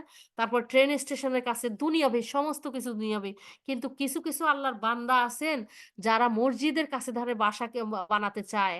হ্যাঁ? যাতে ৫ ওয়াক্ত নামাজ এখানে ইয়েতে তাকবীরে উলা সহ আদায় করতে পারে। তাদের সন্তানরা যেন যাইতে পারে। আজান যেন তারা শুনে সুবহানাল্লাহ, আলহামদুলিল্লাহ, আল্লাহু আকবার। তাহলে এই ব্যক্তির বাড়ি কিনা এবং আ বা বা বাসা ভাড়া করা এটাও ইবাদত হয়ে গেল। কারণ তার নিয়তের কারণে বলছে এক ব্যক্তি জানা জানালা ভেন্টিলেটরও দিয়েছে, জানালা দিয়েছে, দক্ষিণমুখী বাতাস আসবে, ভালো সকালে রেয়াজ করতে পারবে, গানের সুন্দর ইয়ে করতে পারবে। আরেক ব্যক্তি আজান শোনার জন্য দিয়েছে যে, এই জানালা দিয়ে আজানের আওয়াজ আসবে, আল্লাহর নিয়ামতের বাতাস আসবে। সকালে আমি যখন ফজরের সলাত আদায় করব, যখন ইশরাক পর্যন্ত থাকবো। দেখেন নিয়তের ভিন্নতার কারণেই ২ জনের জায়গা নির্ধারিত হয়ে যাবে আল্লাহর মেহেরবানিতে। জাহান্নামে হয়ে যাবে, জান্নাতে হয়ে যাবে। এরকম। তো দেখেন নিয়ত আ যেন হয় যেই নিয়ত আমাদেরকে জান্নাতে যাওয়ার পথে ধাবিত করবে। জান্নাতে যাওয়ার জন্য কাজ করতে উদ্বুদ্ধ করবে। সেরকম নিয়তে আমাদেরকে করতে হবে। তারপরে বলেছে যে এইভাবে আমরা প্রত্যেকটা কাজকে চিন্তা করব যে কিভাবে হাসিল করতে পারি আমরা। ওই যে ওই মেয়ের মতো আমাকে জান্নাতে যেতেই হবে। আমাদের জন্য এইমটা হয় এরকম যে আল্লাহ আমাকে জান্নাতের জন্য বানিয়েছেন। আমাকে এখন ওই জান্নাতের সার্টিফিকেট নেওয়ার জন্য এখানে কিছু পরীক্ষায় ফেলবেন, কিছু দায়িত্ব দিয়েছেন, কিছু সীমারেখা দিয়েছেন। এগুলো আমাকে আ আ এগুলা পরিপূর্ণভাবে করার চেষ্টা করব। আমরা ভাবে করতে পারব না। কিন্তু আল্লাহ দেখেন যে তাম ইখলাস এবং আম আ তার যতটুকু আল্লাহ তাকে সামর্থ্য দিয়েছেন তার সবটুকু সে এপ্লাই করেছে কিনা। হ্যাঁ, এটা মানে তা আমরা যদি ওখানে গাফিলতি করি, আল্লাহ কিন্তু আমাদের অন্তর্যামীও আমাদের কাজও ইয়ে করতেছেন। আমরা বিভিন্ন আল্লাহর কাজ ইবাদত করতে গেলে যত রকমের অজুহাত দেই, আমরা দুনিয়াবে কিছু অর্জন করাতে কিন্তু আমরা বলি by hook or by crook যেভাবে হোক আমার ওইটা করতে হবে, এটা আমাকে পেতে হবে। এইভাবে আমরা এক্কেবারে যেভাবে হোক সেটা সেই লক্ষ্যে পৌঁছানোর জন্য সবকিছু করে ফেলি। কিন্তু আমাদের এইম তো হওয়া উচিত আল্লাহকে আমাকে সন্তুষ্ট করতেই হবে। আল্লাহর অসন্তুষ্টি থেকে আমাকে বাঁচতেই হবে। আল্লাহর এই ২ টা কাজ যদি আমি করতে পারি, তাহলে আল্লাহ আমাকে এমন জায়গায় পৌঁছে দিবেন, এমন সাফল্যে পৌঁছে দিবেন যে সারা দুনিয়া বিক্রি করে যে সাফল্যে আমি করতে পারব না। সারা দুনিয়ার যে রাজা বাদশা বানায় দিলেও আমি সেটা কোনো ইয়ে করতে পারব না। ওটার কাছে কোনো তুলনাই হবে না। কারণ দুনিয়া ধ্বংসশীল, দুনিয়ার বাদশাহী, দুনিয়ার আরাম-আয়েশ সবকিছু ধ্বংস হয়ে যাবে। তাছাড়া বয়স বাড়ার সাথে সাথেও কিন্তু মানুষের সেই আরাম-আয়েশগুলি রোগে-শোগে ধরে যায়। জীর্ণ-শীর্ণ হয়ে যায়, মানুষ আর উপভোগ করতে পারে না। একজন মহিলা কি করেছে? একজন মহিলা তার প্রাইভেট বলেছে তিনি সিঙ্গার ছিলেন নাকি তো উনার প্রাইভেট নিজের চার্টার ছিল, প্লেন ছিল। তার মানে সারা দুনিয়ার সব জায়গার সব লেটেস্ট মডেলের জুতা, তার জুতাই মনে হচ্ছে একটা মার্কেট। তার জামা এরকম উনি করতেন, এরকম উপভোগ করতেন। হঠাৎ করে তার ক্যান্সার ধরা পড়াতে তাকে হসপিটালে নেওয়া হলো, তাকে কেমো দেওয়া হচ্ছে। তখন উনি রিয়ালাইজ করতে পারলেন যে তার এই যে বিমান, এখন তাকে হুইল চেয়ারে আরেকজন তার বিমানে তিনি উঠতে পারতেছেন না। তার সেই পোশাকের প্রদর্শনী, তিনি এখন কিচ্ছু সবকিছু আছে। কিন্তু আল্লাহ চ ছিনিয়ে নেন যে মানুষকে, হয় তাকে শাস্তি দিয়ে ফিরে আসার জন্য, আম এভাবে তাকে সুযোগ দেন। তখন সে সুযোগের যদি সে সে সদ্ব্যবহার করে, তখন সে আল্লাহ এই দুনিয়াতে কি পেয়েছে তার চেয়ে বেশি পাবে। তখন তিনি দেখলেন যে হুইল চেয়ারে হুইল চেয়ারে তাকে অন্য না ঠেললে তিনি উঠতে পারেন না। কোথাও যাইতে পারে না। কোথায় তার বিমান, প্রাইভেট চার্টার কোথায় গেল সেটা। তারপরে এই যে পোশাক, এখন তার গায়ে শুধু সাদা অ্যাপ্রন, হ্যাঁ? তার এত বিলাসবহুল মানে ওই জুতা তার আর পরার কোনো ইয়ে নাই। মানে অবস্থাই নাই। জুতা পরার কোনো প্রয়োজনই হয় না। তারপরে হলো তার খাবার-দাবার। কত জায়গার বিশ্বের সব জায়গা থেকে মানে সব উত্তম যত সুস্বাদু খাবার। এখন তার মানে ডাক্তারের নির্দিষ্ট সেই খাবার ছাড়া তিনি খেতে পারেন না। তাহলে আমাদের দুনিয়ার জীবনের এই যে সুখ শান্তি অর্জন কত ক্ষণস্থায়ী, কত ক্ষণস্থায়ী। আমরা যেন এই ক্ষণস্থায়ীকে চিরস্থায়ীর উপর প্রাধান্য না দেই। ক্ষণস্থায়ী অর্জন করতে গিয়ে চিরস্থায়ীকে হারিয়ে না ফেলি। তাহলে ওই আফসোসকারীদের তালিকায় আমাদের পড়তে হবে। তো আমরা এই যে আমাদেরকে আল্লাহ রসুল আহ্বান করে গিয়েছেন তার বিদায় হজের যে আহ্বানগুলি, যে কথাগুলি, সেগুলো যেন আমরা পড়ি, আমাদের যেন মুখস্থ হয়ে যায়, অন্তরে গাঁথে, বিবেকে গাঁথে ধরে রাখি আমরা, যেন আমাদের রসুল শেষ কি বলে গিয়েছেন, রসুল সাল্লাহ সাল্লাম কি বলে গিয়েছেন, আল্লাহ আমাদের কোরআনে কি বলেছেন। আহারে সময় হু হু করে চলে যাচ্ছে, এটাই মনে হচ্ছে। হায়াত থেকে কিন্তু ১ সপ্তাহ মাইনাস হয়ে গেল। হায়াত থেকে কিন্তু একটা দিন মাইনাস হয়ে গেল। যেকোনো সময় স্টপ হয়ে যেতে পারে। তখন আর কিছু করতে পারবো না চাইলেও। সেজন্য এখনই করার সময়। এখনই করার সময়। আমরা নষ্ট করার মতো কোনো সময় আমার হাতে নেই। নিজে করব, অন্যকে আহ্বান করব। যেন যত বেশি সংগ্রহ করতে পারি। নেকি অর্জনের ক্ষেত্রে লোভী হইতে হবে, প্রতিযোগিতা হইতে হবে। পাপ বর্জনের ক্ষেত্রে দৃঢ় প্রতিজ্ঞ হতে হবে যে কোনোভাবেই আমি যেন এটা আমাকে দিয়ে এটা করাইতে পারবে না কেউ। আমি কোনোভাবেই করব না। আমি কিছু না পাই। আমাকে যত অপমান করুক, আমাকে যত কষ্ট দিক। আপনারা জানেন গতদিন আমরা বলেছি, ওই বোনের কথা বলেছি যে বোন, হিন্দু বোন মুসলিম হয়েছে। তার ঈমানের লেভেল আমরা কোথায় পড়ে আছি। তিনি কি করেছেন? তিনি তার স্বামী, সন্তান সবকিছু ছেড়েছেন আল্লাহর জন্য। তার তো মানে তার ওই বৃত্ত ওগুলা তো ছিল, সুখ স্বাচ্ছন্দ্য ছিল সবকিছু। শুধু আল্লাহকে ভালোবেসে সন্তান। তিনি আমাকে বলেছেন জানেন কিভাবে আমাকে উদ্বুদ্ধ হয়েছি। ইব্রাহিম আলাইহিস সালাম কিভাবে ছেড়েছেন তার বাবা-মা, রাজ্য সবকিছু। তিনি হিজরত করেছেন আল্লাহর দিন পালন করার জন্য, আল্লাহর আদেশ পালন করার জন্য। কিভাবে তিনি নিজ সন্তানকে জবাই করতে গিয়েছেন। তো আমার তো সেটা করতে হয়নি। সন্তানের জায়গায় সন্তান আছে। আমি আল্লাহকে ভালোবাসি। কারণ আল্লাহ আমাকে বানিয়েছেন, আল্লাহর কাছে ফিরে যেতে হবে। আপনারা তার হার্টের অপারেশন আপনারা জানেন যে আমি ফোন করে জানবো ইনশাআল্লাহ, জানাবো দিনী বোনদেরকে। উনি বলছেন যে মৃত্যু মানে ইয়ের আগে কি যেন উনাকে অপারেশন থিয়েটারে ঢুকার আগে যেন আমি অন্তত ২ মিনিট হইলেও তার সাথে কথা বলি। তার কিছু কথা বলার আছে আমার সাথে। বলছে যে আপনাকে উছিলা করে আল্লাহ যে আমি কল্পনাও করতে পারিনি আমরা কপর দুঃখে হীন অবস্থায় বের হয়ে আসছি। আল্লাহ যে এতগুলি টাকা দিয়ে চিকিৎসার ব্যবস্থা করিয়েছেন, সেজন্য সব জানাতে চান। তখন তিনি জানিয়েছেন, আমি তো ভেবেছি শুধু তারা ২ জন হাসব্যান্ড ওয়াইফ বোধহয় অল্প বয়সী। কিন্তু তিনি তার একটা ছেলে আ ইন মাম আ এইচএসসি তে আছে, ইন্টারমিডিয়েটে আছে। আর একটা মেয়ে ক্লাস 7 এ না 9 এ আছে। এদেরকেও তিনি ছেড়েছেন আল্লাহর জন্য। আল্লাহর ভালোবাসা, আল্লাহ ইব্রাহিম আলাইহিস সালামকে তার পরীক্ষা করে আল্লাহর ভালোবাসাকে, আল্লাহর আদেশকে, আল্লাহর আনুগত্যকে তিনি উপরে তুলে ধরেছেন জন্যে আল্লাহ সেভাবে তাকে মূল্যায়ন করেছেন দুনিয়াতেও। আখিরাতেও তাকে সেভাবে মূল্যায়ন করবেন। মুসলিম জাতির পিতা, হ্যাঁ? নেতা, সুবহানাল্লাহ, আলহামদুলিল্লাহ, আল্লাহু আকবার। আল্লাহ বন্ধুত্বের মর্যাদা দিয়েছেন তাকে। সুবহানাল্লাহ, আলহামদুলিল্লাহ। আল্লাহ তো তাও বলে দিয়েছেন শুধু যে ইব্রাহিম আলাইহিস সালাম নবী, আর মুহাম্মদ সাল্লাল্লাহু আলাইহি ওয়াসাল্লাম আল্লাহর বন্ধু। আল্লাহ কি বলেছেন? মুমিনরা আল্লাহর বন্ধু। মুমিনদের বন্ধু আল্লাহ। সুবহানাল্লাহ, আলহামদুলিল্লাহ, আল্লাহু আকবার। আমাদেরও রাস্তা খোলা আছে। এখন বন্ধু হওয়ার জন্য যা, যা করা দরকার। আহম হ্যাঁ, সেই জিনিসগুলি আমাদেরকে করতে হবে। কারণ ভালোবাসায় সর্বোচ্চ আল্লাহকে স্থান দিতে হবে। আনুগত্যে আল্লাহর স্থান সর্বোচ্চ। যেকোনো কাজ করতে আল্লাহর সন্তুষ্টি অসন্তুষ্টির ব্যাপারে চিন্তা করতে হবে। এটাই তাকওয়া। তো ওই মানুষটা কিভাবে সন্তানকে ফেলে আসছেন, কিভাবে তারপরে তার যিনি হাজবেন্ড হয়েছেন তিনিও ওরকম, তিনিও অমুসলিম থেকে মুসলিম হয়েছেন।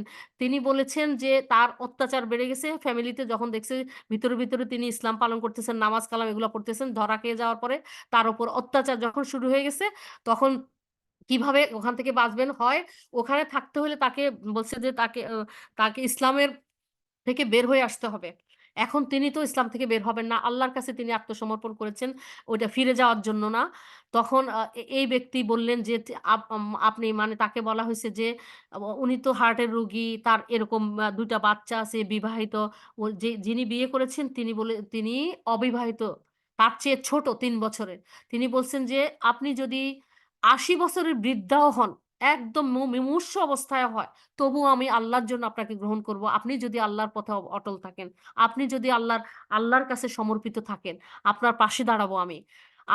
পৃথিবীর কেউ না দাঁড়াক, আল্লাহর জন্য আমি আপনার পাশে দাঁড়াবো, আপনার জীবন সঙ্গী হব। হ্যাঁ, অসুস্থ এগুলা বয়স অসুস্থতা কোনো কিছু আমাকে ইয়ে করবে না, আমার পিছপা হবে না, যদি আপনি আল্লাহর ইয়ের উপরে অটল থাকেন, হ্যাঁ, আল্লাহর আনুগত্যের উপর, তাওহীদের উপরে অটল থাকেন। তখন তিনি বললেন যে তাহলে কি আমি কিছু টাকা পয়সা জিনিসপত্র নিয়ে আসবো? তখন বলা হয়েছে যে উনি বলছেন না, একটা পয়সাও না, এগুলো আপনার না, এগুলো তাদের। তাদের, এটা যদি আপনার উপার্জন হইতো তাহলে আপনি আনতেন, কিন্তু আনবেন না, তাদের কাফের মুশরিকদের পয়সা পয়সা আমরা নিব না। আল্লাহ আমাদের রিজিকে যা আছেন, আমরা হালাল রুজির মাধ্যমে এটাই করবো, একসাথে চলবো, যদি যেই কদিন থাকি আল্লাহর পথে একসাথে চলবো।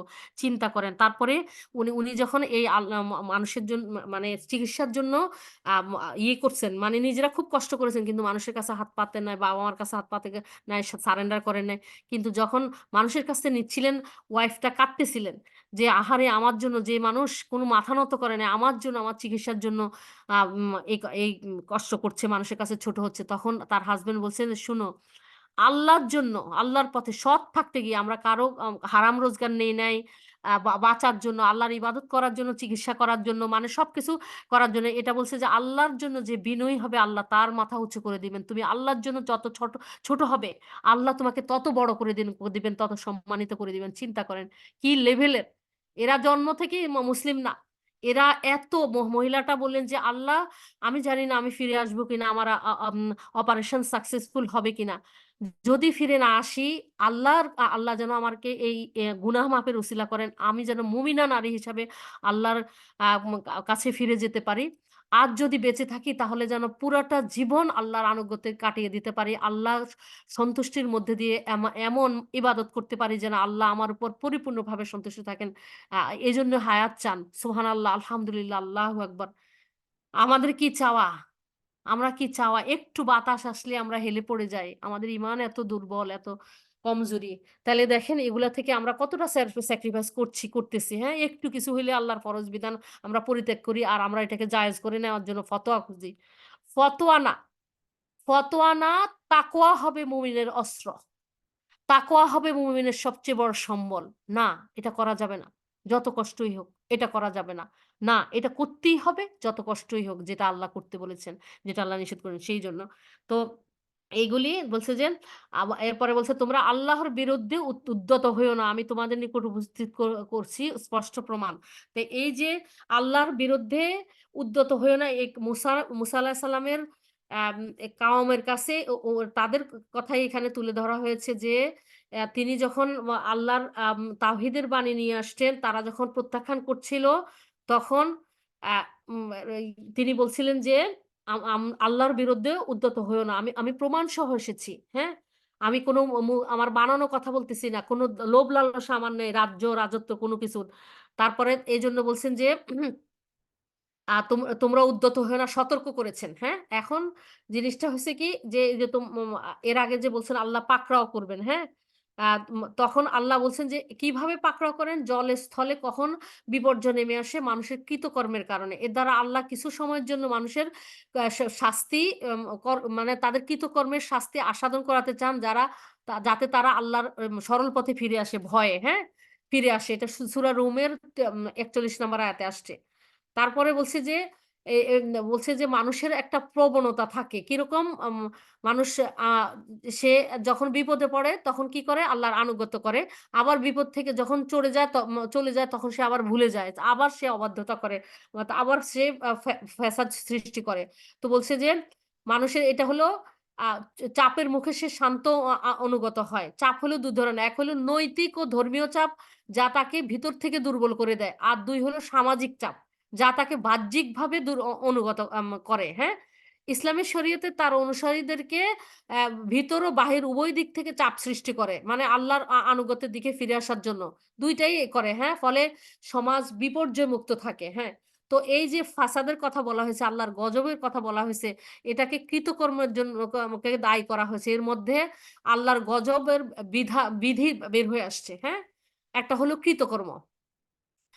আবুল আলিয়া বলছেন যে পৃথিবীতে যে কেউ আল্লাহর অবাধ্যতা করে সে বিশ্বে ফ্যাসাদ সৃষ্টি করে, কেননা আকাশ ও পৃথিবীর কল্যাণ নির্ভর করে আল্লাহর আনুগত্যের মধ্যে। এটা ইবনে কাসিরে আসছে।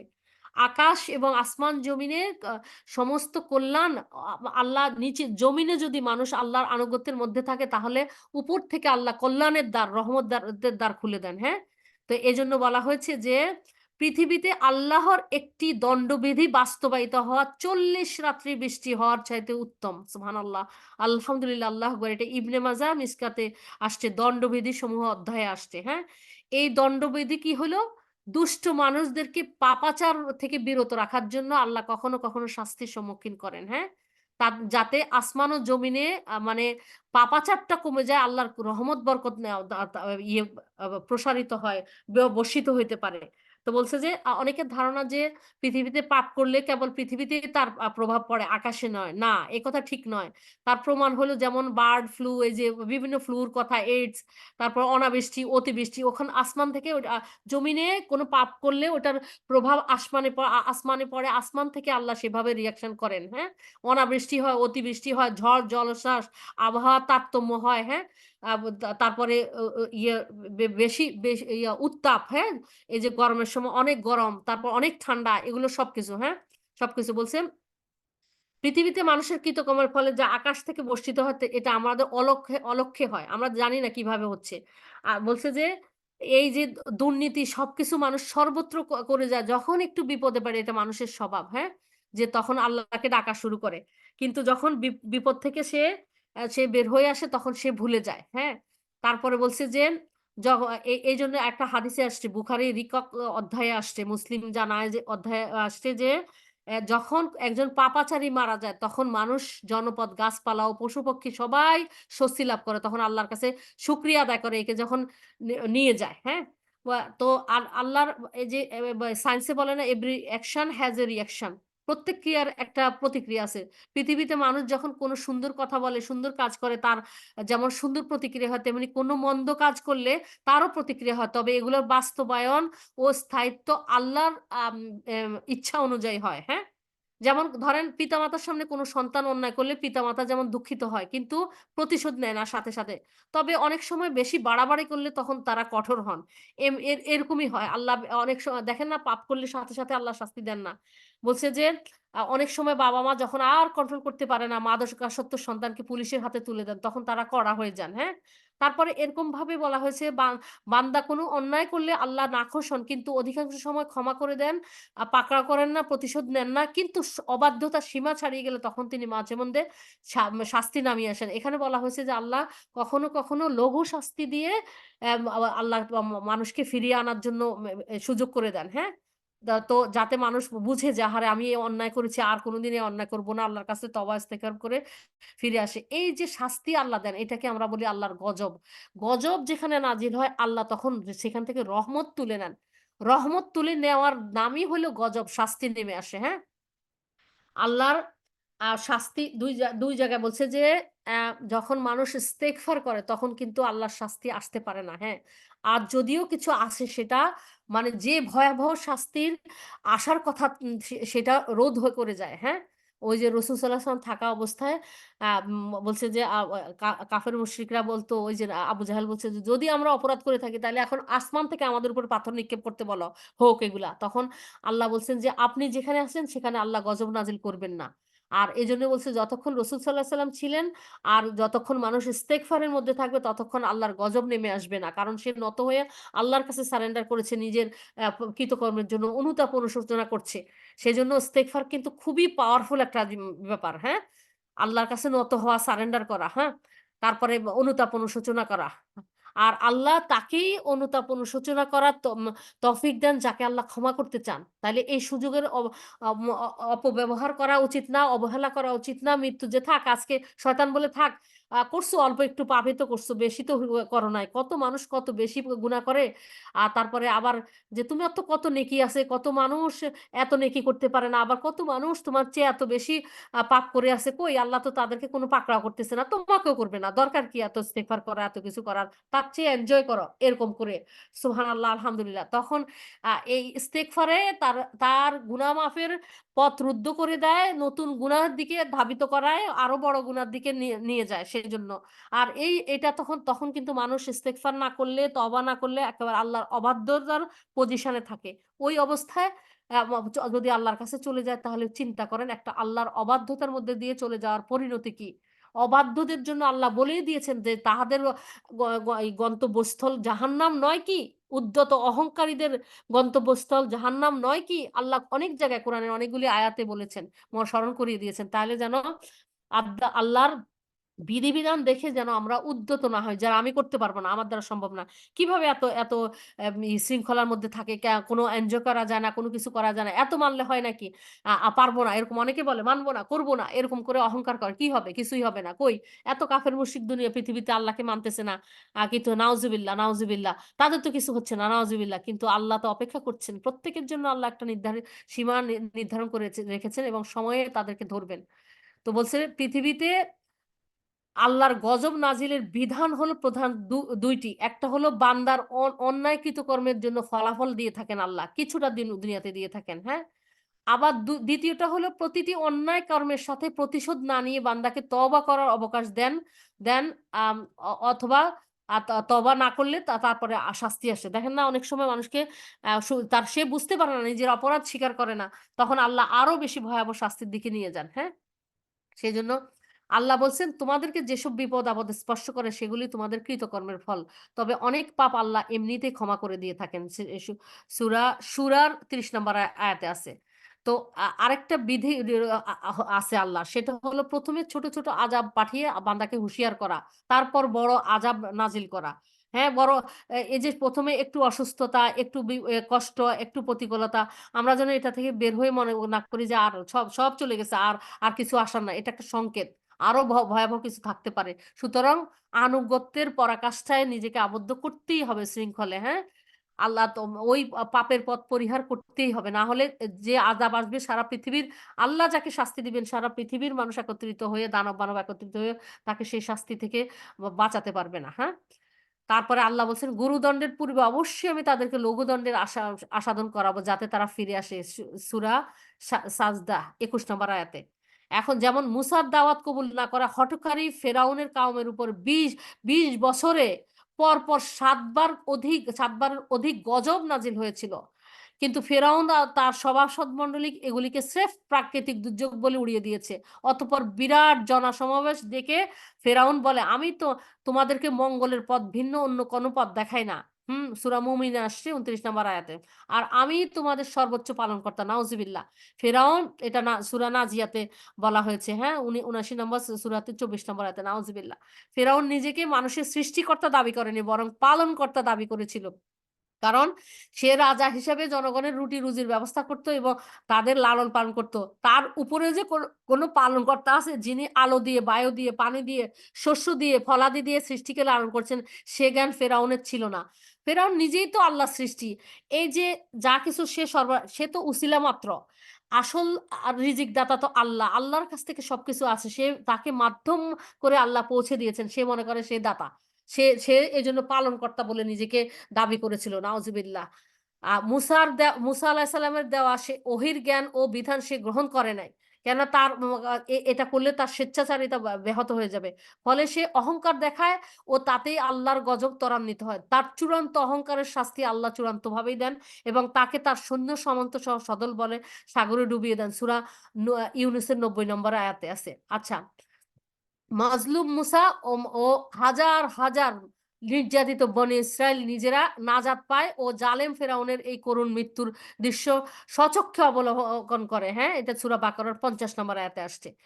এই মহামুক্তির সুক্রিয়া স্বরূপ মুসাও তার কম সেদিন ওই যে ১০ই মুহররম থেকে প্রতি বছর আশুরার নফল সিয়াম পালন করে, যা আজও চালু আছে। তবে নিঃসন্দেহে জাহান্নামের শাস্তি হলো সবচেয়ে বড় শাস্তি, যার কোনো তুলনা নেই। কাফির মুনাফিকদের চূড়ান্ত আবাসস্থল সেটাই, সূরা নিসার ১৪০ নম্বর আয়াতে। এখন বলছে যে তিনটি বিধির প্রত্যেকটি মহৎ উদ্দেশ্য হলো অবাধ্য মানুষকে বাধ্যতায় ফিরিয়ে আনা, পৃথিবীতে শান্তি কায়েম করা। ইসলামের বিধিবিধানগুলি কেন? মূল জিনিসটা হলো তুমি নিজে ভালো থাকো, অন্য মানুষকে, অন্য সৃষ্টিকেও ভালো থাকতে দাও। সেটা আল্লাহর অন্য সৃষ্টি, সেটা একটা গাছ হলেও অহেতুক অনর্থক গাছের পাতা ছিঁড়বা না, গাছ কাটবা না, যদি না সেটা ক্ষতির কারণ না হয়। আবার কোনো পশু পাখিকে প্রতি নির্দয় হবা না, কারকে কষ্ট দিবা না, পোকা মাকড়কেও কষ্ট দিবা না। সেই জন্য বলছে তুমি নিজে ভালো থাকো, তোমার ক্ষতির কারণ না হলে তুমি কারোর ক্ষতির কারণ হইও না, কারোর কষ্টের কারণ হয়েও না। এই আর কি বলছে যে উপকার না করতে পারো এবং কোনো মানুষের ক্ষতি করো না, ক্ষতি করার চেষ্টা করো না। গজব নাজিলের পূর্বে যেন আমরা আল্লাহর অবাধ্যতা পরিত্যাগ করতে পারি। হ্যাঁ, এখন আমরা, কারণ বলছে যে আসলে এই যে নবী রাসূলদেরকেও পরীক্ষা করেন, অন্যদেরকে ধ্বংস করেন। এটা যেন মানুষ না ভাবে যে হায় হায় নবী রাসূলরা নিশ্চয়ই কোনো গুনাহ করেছে তাইলে তাদের উপর কেন এত বিপদ আপদ, এত ধরনের পরীক্ষা কেন তাদেরকে পড়তে হয়। এই ক্ষেত্রে বলা হয়েছে ইবনে মাজাহ, তিরমিজি, ইবনে মাজাহ আসছে যে মানব সমাজে সবচেয়ে বেশি বিপদগ্রস্ত কারা? জবাবে বলা হয় তিনি বললেন যে নবীগণ। রাসূল সাল্লাল্লাহু আলাইহি ওয়াসাল্লাম বলেছেন, হ্যাঁ, তারপর বলছেন যে তাদের নিকটবর্তী নেককার ব্যক্তিগণ, অতঃপর তাদের নিকটবর্তীগণ। মানুষ তার দিন অনুযায়ী কিন্তু বিপদগ্রস্ত হয়। যদি সে দিনের ব্যাপারে শক্ত হয় তাহলে তার বিপদ আপদ কঠিন হয়, আর যদি সে দিনের ব্যাপারে শিথিল হয় তাহলে সে বিপদ আপদ সহজ হয়। এভাবে চলতে থাকে। একসময় সে পৃথিবীতে বিচরণ করে এমন ভাবে যে তার কোনো গুনাহ থাকে না। হ্যাঁ, এখন এটাকে যেন কোরআনের আয়াতের বিপরীতে কেউ মনে না করে, কেননা সৎ লোকের বিপদ আপদ দেওয়ার কারণ তাদের গুনাহ নয়, বরং হলো কিছু গুনাহ হলেও সেটা মাফ হয়। অবশ্যই গুনাহ মাফ হয়, তাদের মর্যাদা উন্নীত হয়। পরীক্ষার মাধ্যমে আল্লাহ তাদেরকে যাচাই করে নিতে চান তারা কি প্রকৃত ঈমানদার কিনা। আল্লাহ বলছেন না যে তোমরা ঈমান এনেছি বললেই হবে, আল্লাহ কি তাকে পরীক্ষা করে ঈমানদার যাচাই করে নিবেন না? তোমরা জান্নাতে যাবো বললেই হবে? জান্নাত এত সহজ, তোমার ঈমান যাচাই করে নিবেন না? এই যে আল্লাহর পথে যে কোনো পরিস্থিতিতে আল্লাহর পথে থাকা, আল্লাহর আনুগত্যের মধ্যে থাকা, আল্লাহর কাছে সমর্পিত অবস্থায় থাকা, হ্যাঁ, আল্লাহর বিধিবিধান মান্য করা, এগুলোর মধ্যে থাকাই হলো তার বড় পরীক্ষা। যে এই যে একটা সামনে পরীক্ষা আসছে তার, সে কি করে? চট করে আল্লাহর বিধান অমান্য করে বসে নাকি আল্লাহর হুকুম অমান্য করে বসে? হ্যাঁ, সেইজন্য বলছে কঠিন পরীক্ষাসমূহ আল্লাহ, যেমন দেখেন ইব্রাহিম আলাইহিস সালামকে কিভাবে কঠিন পরীক্ষা নিয়েছেন। আল্লাহর মেহেরবানিতে তিনি সফলভাবে উত্তীর্ণ হয়েছেন। এরকম মুমিন বান্দারা যদি নিয়ত করে, চেষ্টা করে, আল্লাহর সাহায্য চায়, তাহলে আল্লাহ এই বিপদে তাদেরকে সবরের তৌফিক দিবেন। তারা আল্লাহর উপর নির্ভর করে আল্লাহর কাছে সাহায্য প্রার্থনা করবে। হাসবুনাল্লাহি ওয়া নি'মাল ওয়াকিল। হাসবিয়াল্লাহু লা ইলাহা ইল্লা হুয়া আলাইহি তাওয়াক্কালতু ওয়া হুয়া রাব্বুল আরশিল আযীম। এই যে মানুষ বলছে মুমিন তো অবশ্যই আল্লাহর উপর নির্ভর করবে, যে তারা কখনো একা নয়। তাদের জন্য আল্লাহ আছে। আল্লাহই যথেষ্ট তাদের সাহায্যকারী হিসাবে, অভিভাবক হিসাবে। ওয়াকাফা বিল্লাহি ওয়ালিয়াও ওয়াকাফা বিল্লাহি নাসিরা। অভিভাবক হিসাবে আল্লাহ যথেষ্ট, না সাহায্যকারী হিসাবে আল্লাহ যথেষ্ট। এইজন্য মুমিনের এইভাবে দেখা উচিত না। এই যে যেকোনো শাস্তিকে মানে বিপদ আপদকে, দুঃখ কষ্টকে তারা এটাকে উচ্চ মর্যাদা দেওয়ার কারণ হিসাবেই করবে। তারপরে কারণ আল্লাহ কখনো কখনো ঠিক করেন যে তার কোনো বান্দাকে এরকম একটা মর্যাদায় পৌঁছে দিবেন, কিন্তু তার নিয়মিত যে আমল সেটার মাধ্যমে সে ওই মর্যাদায় পৌঁছাতে পারে না, তখন আল্লাহ তাকে একটা পরীক্ষা, তার জানমাল সন্তান সন্ততি সম্পদ সবকিছু দিয়ে কোনো না কোনো পরীক্ষায় ফেলে দেন। এই অবস্থায় বান্দা যদি আল্লাহর উপর বিরূপ ধারণা করে যে আল্লাহ আমাকে কি বিপদে ফেললো, কেন এই কথা করলো, কেন এই কাজটা করলো, আল্লাহকে প্রশ্নবিদ্ধ করে, আল্লাহর আকে নিষ্ঠুর মনে করে, আল্লাহ মনে করে যে আল্লাহ তার উপর এটা অন্যায় করেছে, নাউজুবিল্লাহ নাউজুবিল্লাহ, তাহলে সে হারাবে, সবই হারাবে। আর যদি সে বলে আল্লাহ নিশ্চয়ই এর পিছনে আপনি আমার জন্য কল্যাণ রেখেছেন, আল্লাহ আপনি আমাকে যে পরীক্ষায় ফেলেছেন, আল্লাহ, কারণ আল্লাহ বলেছেন যে এম যে আম যে মানুষকে তার সাধ্যের বাইরে কোনো কিছু তার উপর চাপিয়ে দেওয়া হয় না। যাকে যে পরীক্ষায় ফেলে নিশ্চয়ই আল্লাহ তাকে সেই পরীক্ষায় উত্তীর্ণ হওয়ার ক্যাপাবিলিটি দিয়ে, সক্ষমতা দিয়েই সে পরীক্ষা অবতীর্ণ করান। তারপরে দেখেন সে কি করে। সে যদি বলে নিশ্চয়ই আল্লাহ আপনি আমার জন্য এর পিছনে কল্যাণ রেখেছেন। আল্লাহ বিপদ আপনার অনুমতিক্রমে আসে। বিপদ থেকে আপনিই একমাত্র উদ্ধারকারী। আপনি সর্বশ্রেষ্ঠ হেফাজতকারী। ফাল্লাহু খায়রুন হাফিজাও ওয়া হুয়া আরহামার রাহিমিন। আল্লাহ সর্বশ্রেষ্ঠ হেফাজতকারী। আল্লাহ আমাকে হেফাজত করবেনই। আর আল্লাহ আমি যেন সলাত এবং সবরের মাধ্যমে আপনার সাহায্য প্রার্থনা করি। আপনার রহমতের উপর ভরসা রেখে যেন আমি বিপদের ধৈর্যের সাথে মোকাবিলা করতে পারি। আল্লাহ যে মর্যাদা নেওয়ার জন্য আপনি আমাকে এই পরীক্ষা ফেলেছেন, আল্লাহ আপনার সাহায্য ছাড়া আমি এই পরীক্ষা আ উত্তীর্ণ হইতে পারবো না আল্লাহ। সেই মর্যাদায় পৌঁছতে পারবো না। আপনি আমাকে সেই মর্যাদায় পৌঁছার জন্য যে গুণাবলীগুলি থাকা দরকার, যেভাবে পরিস্থিতি মোকাবিলা করা দরকার, আপনি আমাকে সেভাবে তৌফিক দেন। আর আল্লাহ আপনি আরো কৃতজ্ঞ থাকা উচিত যে এই জীবনে জেনে না জেনে, জ্ঞানে অজ্ঞানে এত অপরাধ করেছি, এত অবাধ্যতা করেছি, এত গুনাহ করেছি। আপনি চাইলে কত আগেই তো ধ্বংস করে দিতে পারতেন। এই যে তওবা ইস্তেগফারের সুযোগ করার আগেই আমাদেরকে দুনিয়া থেকে নিয়ে যেতে পারতেন।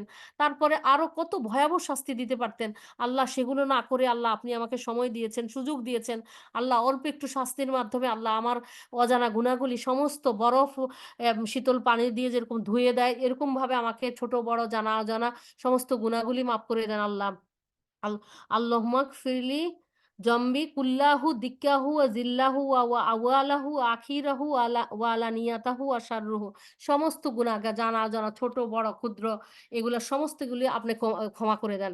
আমিন ইয়া রাব্বাল আলামিন। তা আমরা এইভাবে আল্লাহর কাছে ক্ষমা চায়, সে আল্লাহর আরো নিকটবর্তী হয়। সে সাধারণ জীবনযাপন থেকে আল্লাহর ইবাদতে গভীরভাবে নিমগ্ন হয়। কতগুলি পজিটিভ সাইজ মানে সাইড আরকি। প প দিক, এতগুলি দিক মানুষ যখন বিপদে পড়ে, আরো বেশি উত্তম উপায়ে ইবাদত করে, পাপ ছেড়ে দেয়, ইস্তেগফার করে, ক্ষমা চায় আল্লাহর কাছে, তারপর আল্লাহর কাছে সবর প্রার্থনা করে, আল্লাহর কাছে সেই মর্যাদায় পৌঁছানোর জন্য পুরাপুরি সারেন্ডার করে। লা হাওলা ওয়ালা কুওয়াতা ইল্লা বিল্লাহ। যে আল্লাহ আপনার সাহায্য ছাড়া আমি পুণ্যের কাজও করতে পারবো না, পাপের কাছ থেকে বিরত থাকতে পারবো না। আল্লাহ এই পরীক্ষা আমাকে উত্তীর্ণ করুন। আল্লাহ আমার যেন নাজাতের উসিলা করে দেন। আল্লাহ মর্যাদা বৃদ্ধির উসিলা করে দেন। আল্লাহ আমার ঈমানকে বৃদ্ধি করে দেন। আমি যেন আল্লাহ প্রত্যেকটা দিন, প্রত্যেকটা পরীক্ষা যেন আপনার নৈকট্য লাভের উসিলা হয়ে যায়। উচ্চ মর্যাদা যাওয়ার উসিলা হয়ে যায়। এইভাবে বলতে থাকবে, হ্যাঁ? তো বলছে যে দেখেন তাদেরকে পরীক্ষা দিয়ে, নবীদেরকে পরীক্ষা দিয়ে আল্লাহ কোন মর্যাদায় পৌঁছে দিয়েছেন। তারা কখনো আল্লাহর বিরুদ্ধে কোনো অভিযোগ করেন নাই। আল্লাহর ফয়সালায় কোনোদিন অসন্তুষ্টি প্রকাশ করেন নাই। তাদেরকে আল্লাহ ঠিক জায়গা মতো পৌঁছে দিয়েছেন যাকে যে মর্যাদা পাওয়ার। আর আখিরাতের সম্মান সুখ তো তাদের জন্য আছেই, যেটা কল্পনা করতে পারে না। কিন্তু এই যে কাফের মুশরিক যাদেরকে, এই যে নমরুদ, তারপর ফেরাউন, তারপরে হলো এই যে আবু জেহেল, এদেরকে আল্লাহ ও ও ও যে শাস্তি দিয়েছেন তাদেরকে মানুষ কিভাবে স্মরণ করে? ঘৃণা ভরে স্মরণ করে তাদেরকে। মানুষ বলছে যে আ আল্লাহ আল্লাহর ইয়েরা, নবী, রাসূল, আল্লাহর নেককার বান্দারা নন্দিত। হ্যাঁ? নন্দিত। মানুষ তাদের প্রশংসা করে, তাদেরকে সম্মান করে, তাদেরকে অনুসরণ করে, তাদের জন্য দোয়া করে, হ্যাঁ? আল্লাহ করেন, আল্লাহর ফেরেশতারাও করে, হ্যাঁ?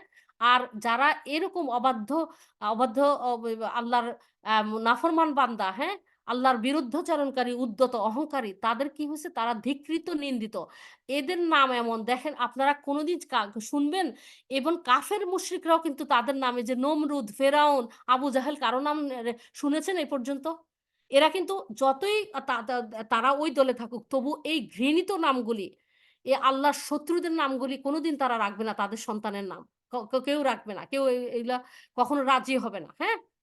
বলছে মুমিনের উপর মুসিবতের যেটা মুসলিম বান্দার কোনো ক্লান্তি, রোগ, দুশ্চিন্তা, উদ্বিগ্নতা, কষ্ট, অস্থিরতা, এমনকি কোনো কাঁটা বিঁধলেও যদি সে সবর করে আল্লাহর উপর খুশি, তাহলে সে তার কারণে তার গুনাহসমূহ মুছে যায়। হ্যাঁ, আর আল্লাহ বলেছেন, অন্য হাদিসে আসছে যে রাসূল সাল্লাল্লাহু আলাইহি ওয়াসাল্লাম বলেছেন, আল্লাহ যে ব্যক্তির কল্যাণ চান তাকে বিপদে ফেলেন, সেটা হলো মুমিন, ইমানদার।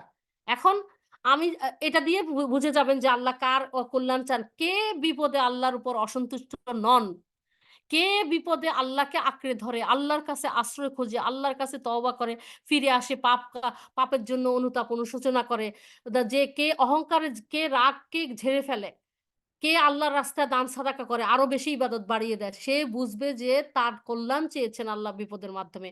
আর ঠিক এর অপোজিটটা যে করবে, সে বুঝে যাবে তাকে আল্লাহ শাস্তি দিচ্ছেন। যে যেমন আল্লাহ বলছে না, যে আল্লাহর সম্বন্ধে যে ধারণা রাখবে তার উপরে আল্লাহ সেভাবে এম, আবির্ভূত হবেন, সেভাবে সে প্রতিফল পাবে।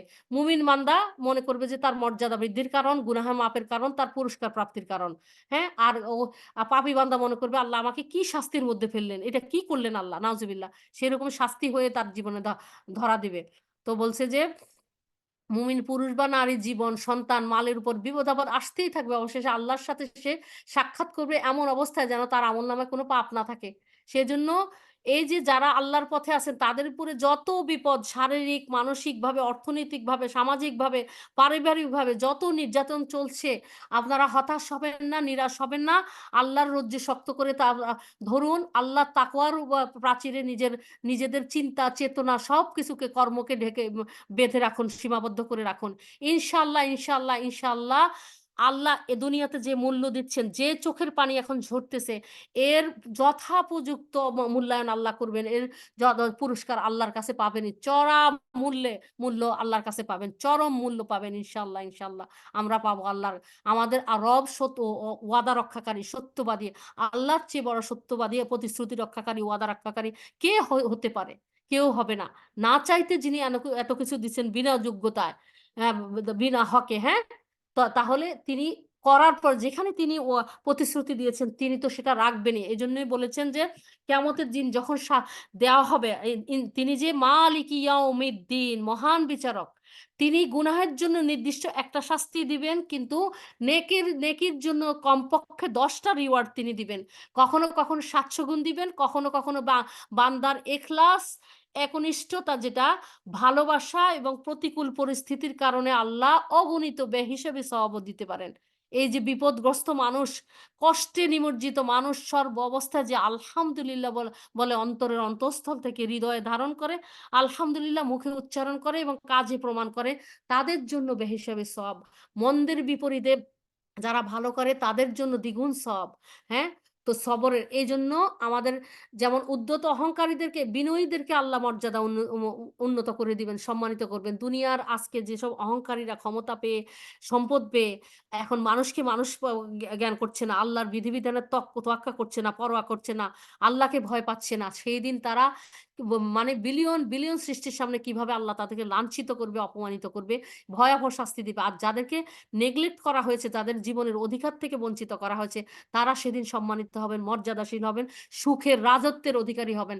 বলা হয়েছে যে সর্বশেষ জান্নাতীর হবে, রাজত্ব হবে কতটুকু, এই পৃথিবীর 10 গুণ। কল্পনা করেন তো, এক চিলতা জায়গা পাওয়ার জন্য আমরা এখানে একটা জমি কিনার জন্য আল্লাহর অবাধ্যতা, নিষিদ্ধ পন্থা অবলম্বন করে মানুষ, একটা সুদের উপর, একটা বাড়ির জন্য সুদের উপর নেয়। আল্লাহ যেখানে বলছেন যে আল্লাহর সাথে যুদ্ধ ঘোষণা, যে যুদ্ধ নেওয়া, দেখেন ছোট্ট একটা বাড়ি, এই বাড়িতে থাকবে কিনা সেটাও জানে না, এই বাড়িতে থাকার হায়াত পাবে কিনা, সুস্থতা থাকবে কিনা।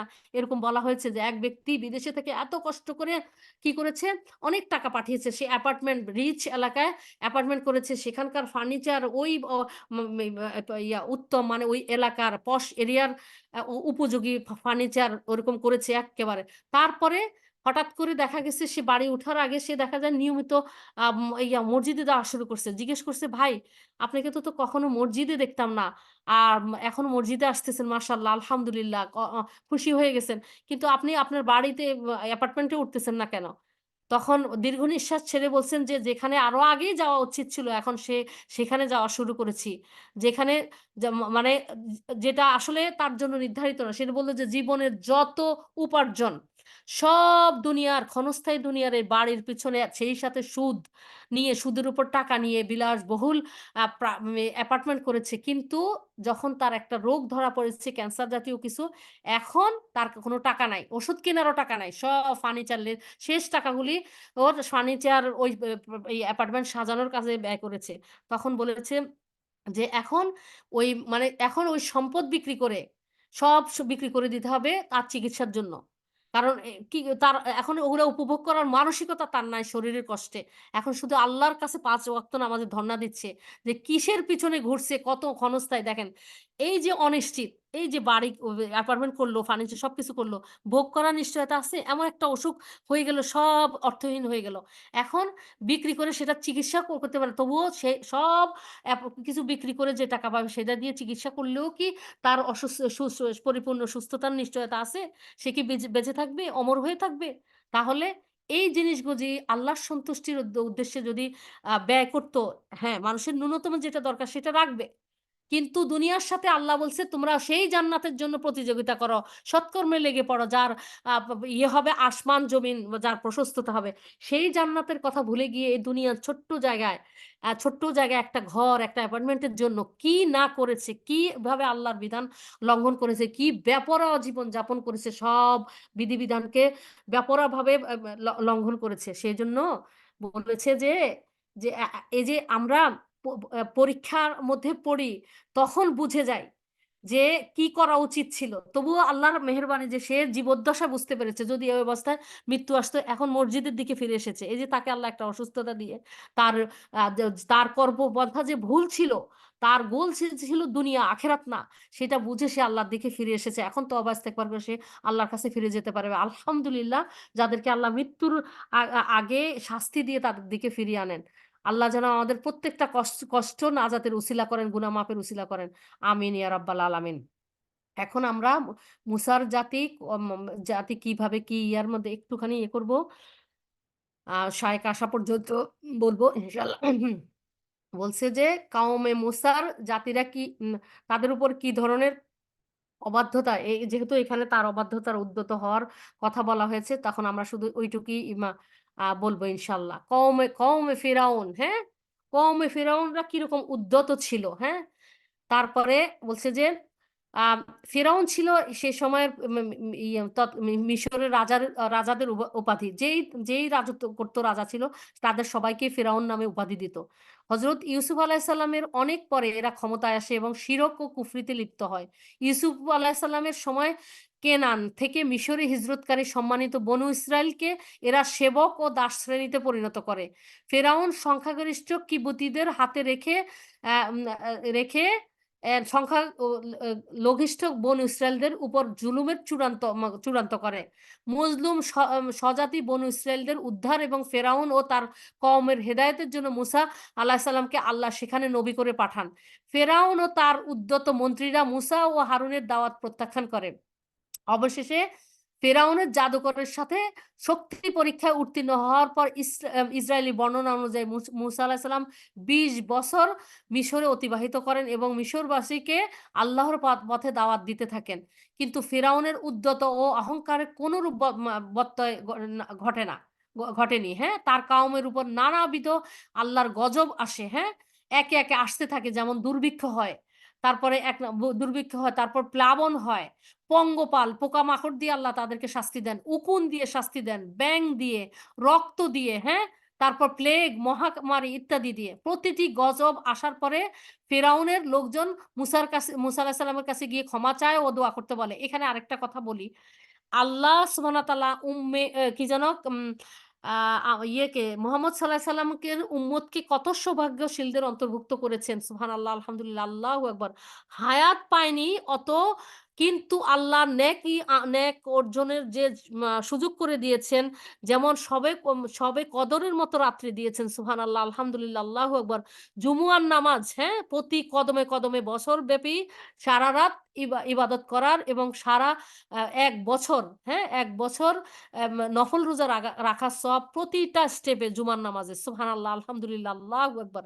আর আরেকটা দিক হলো যে মুসা আলাইহিস সালাম বা অন্য নবীদের সময় তাদের নিজেদের ইস্তেগফার করার কোনো সুযোগ ছিল না। নবীর কাছে এসে তারা ইস্তেগফার করা, সাহায্য চাওয়া, আল্লাহর আযাব থেকে মুক্তি পাওয়ার জন্য বলতে হইতো। তারা নবীরা করতেন, তারপরে আল্লাহ শুনতেন। সুবহানাল্লাহ, আলহামদুলিল্লাহ। হ্যাঁ, লাইলাতুল কদরের কথা বলা হচ্ছে।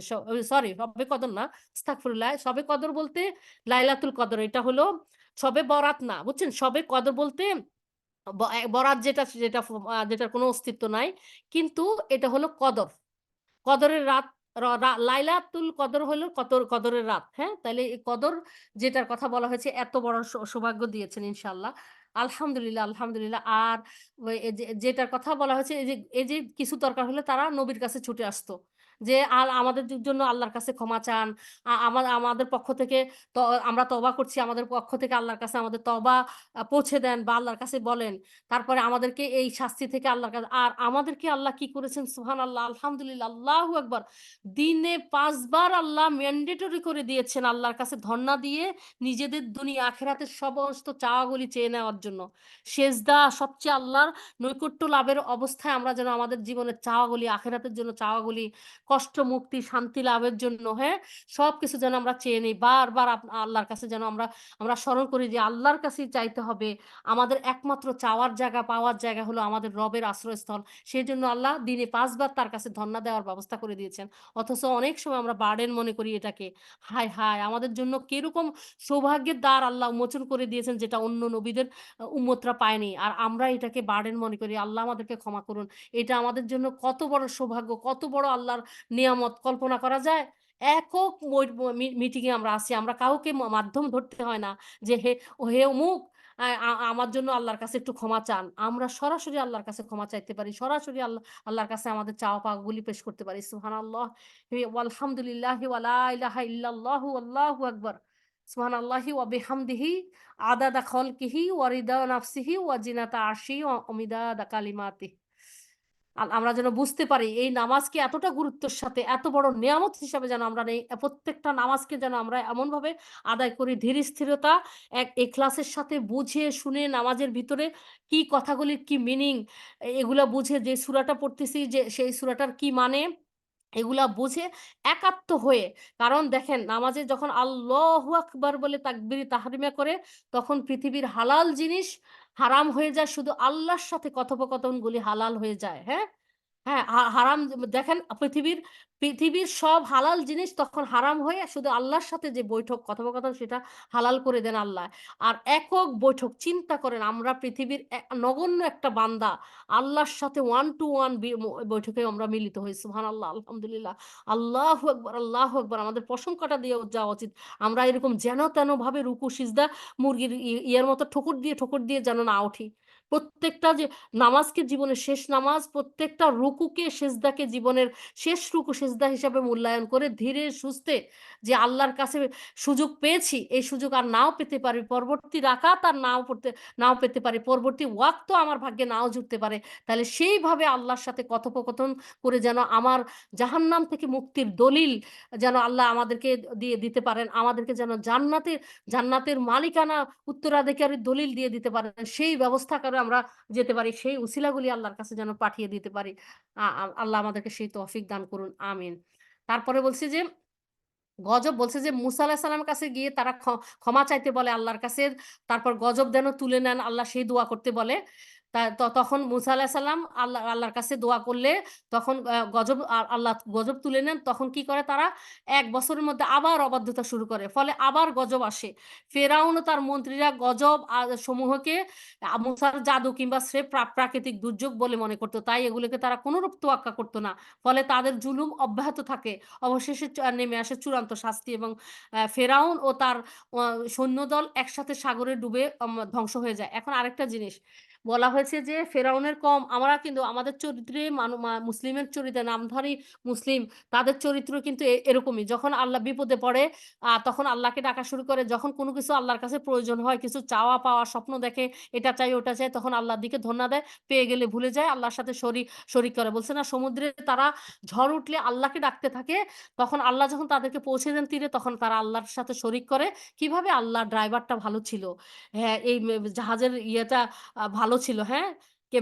কেবিন ক্রু অনেক ভালো ছিল, বা এরকম অমুকে এরকম ছিল ওরকম ছিল, সব আল্লাহর সাথে শরিক করে ভুলে যায় যে তারা যে আল্লাহকে ডাকছে বিপদে সেটাও ভুলে যায়, এভাবে শিরক করে ফেলে। তারপরে আবার আরেকটা কি, আরেকটা হলো যে তারা মানে বিপদ আসলে আল্লাহকে ভুলে যায়। তারপরে আর তারপরে নিজের কৃতিত্ব যদি কিছু স্বপ্ন পূরণ হয়ে যায় তখন বলে কি আমার কৃতিত্ব, আমার এটা আমি ডিজার্ভ করি। অন্যরা বলে তুমি ডিজার্ভ করো, এটা আমার প্রাপ্য ছিল।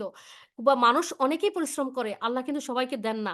তাহলে এটা প্রাপ্য না, আল্লাহর অনুগ্রহ। ওই যে বলছে তারা চায় চেয়ে পাইলে বলে এটা আমরা যোগ্যতা বলে পেয়েছি। কত বড় নাফরমান! আল্লাহ তো সবাইকে দেন না, হ্যাঁ? তাকে এটা যে দেন, যে আল্লাহ বলছেন যে যে তারা পেল তাদের চাওয়া মতো। তখন এটাও যে তাদের জন্য পরীক্ষা তারা ভুলে যায়। আল্লাহ চাইলে যেকোনো সময় এটা নিয়ে যেতে পারেন। তাহলে সেজন্য আমরা কি করব?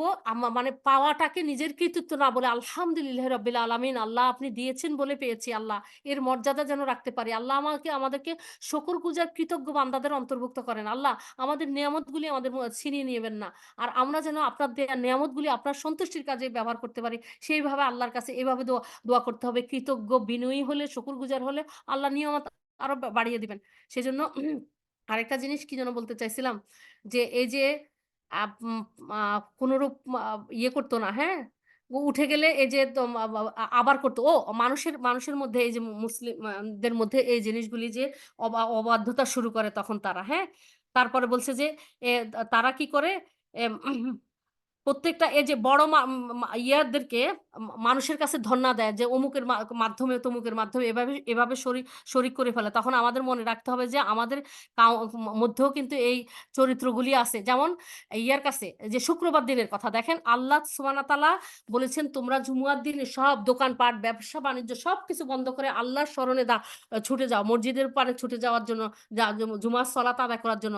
দেখেন কত মুসলিম কিন্তু নামধারী মুসলিম রমজানের সময় রোজা রাখে বা রোজা না রেখেও ইফতার করে, ঈদের সময় পাঞ্জাবি পরে ঘুরে বেড়ায়, এ বাসায় ওই বাসায় দাওয়াত করে, কিন্তু জুমার নামাজ পড়ে না, হ্যাঁ?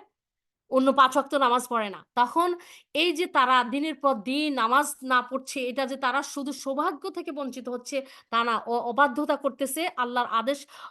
আল্লাহ বলছেন তারপরে তোমরা কর্ম করো, কাজের দিকে ধাবিত হও।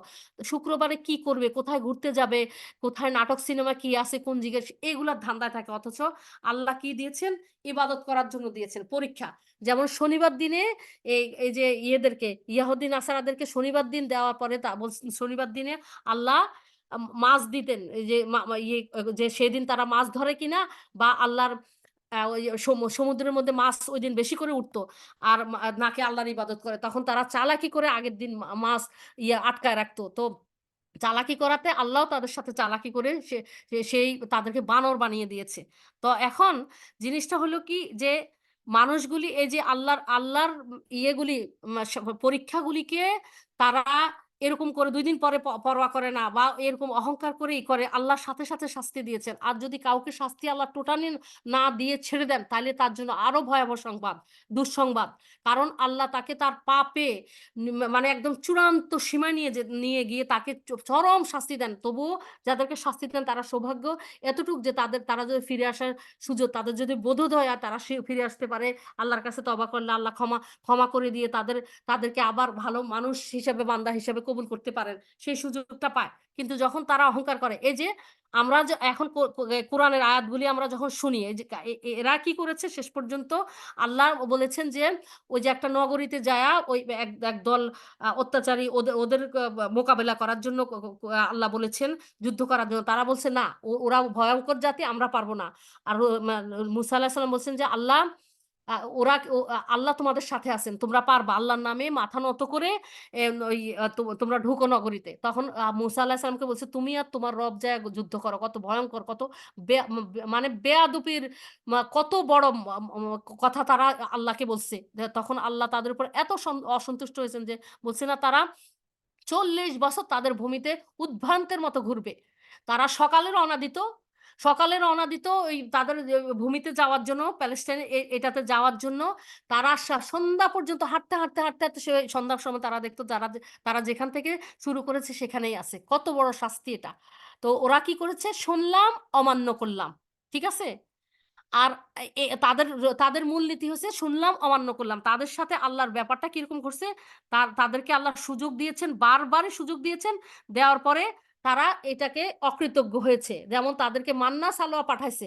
তারা বলছে আমরা এরকম, এরকম খাবারে আর ভালো লাগে না আমাদের। আমরা এখন মাটিতে খুঁড়ে এটা চাষ করব, পিঁয়াজ, রসুন, আদা মানে এসব জিনিসগুলি চাষ করবো, এই করবো। তারা কষ্টের জীবন বেছে নিয়েছে। তখন মুসা আলাইহিস সালাম বলছেন, আহারে তোমাদেরকে এত নিয়ামত দেওয়া হয়েছে, তোমরা কষ্টের জিনিসগুলি বেছে নিয়েছো। আল্লাহর নিয়ামতকে তারা নিয়ামত মনে করেনি।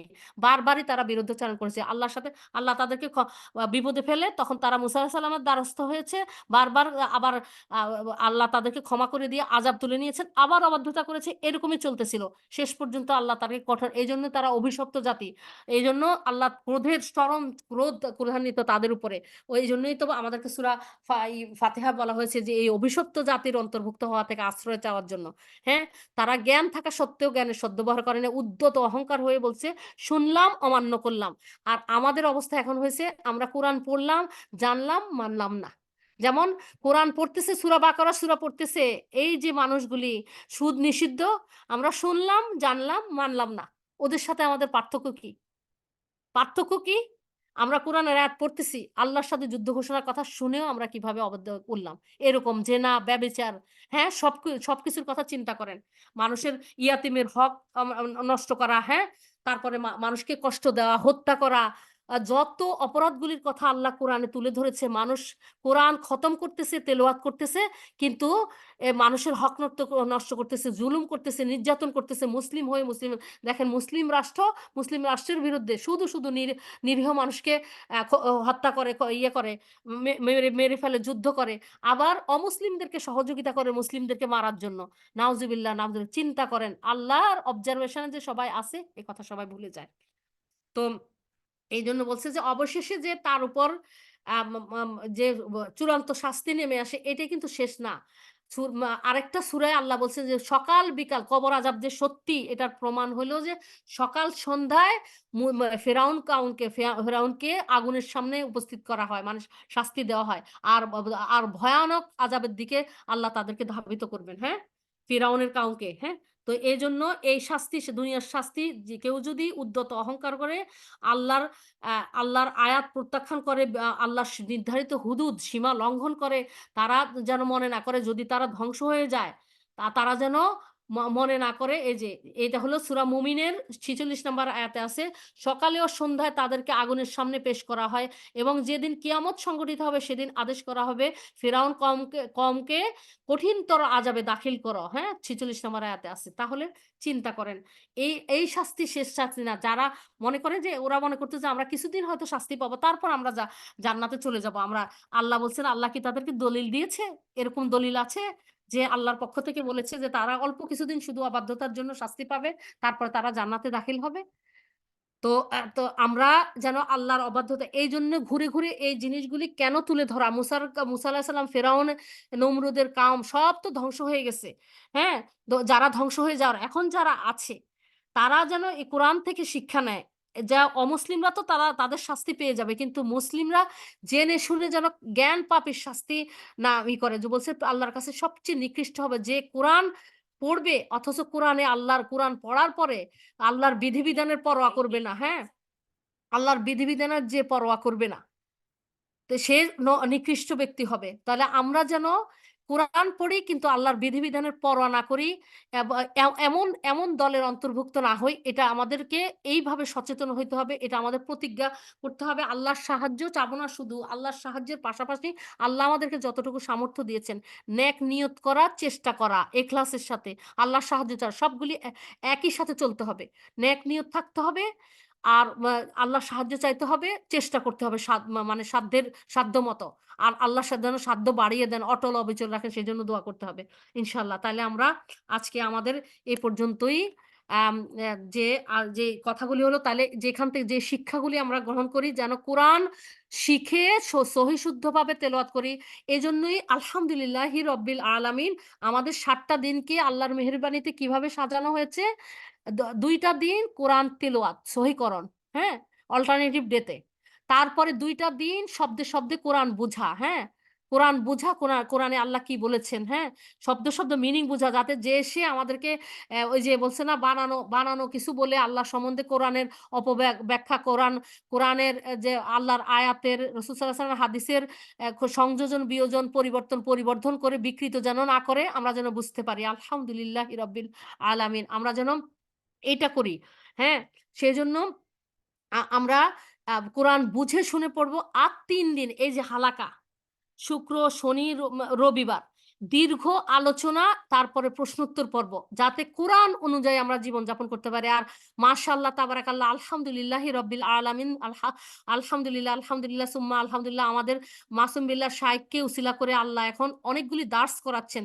পুরা কোরআন উনি নিয়ত করেছেন যে শব্দে, শব্দে বুঝাবেন, ব্যাখ্যা করবেন, তাফসীর করবেন।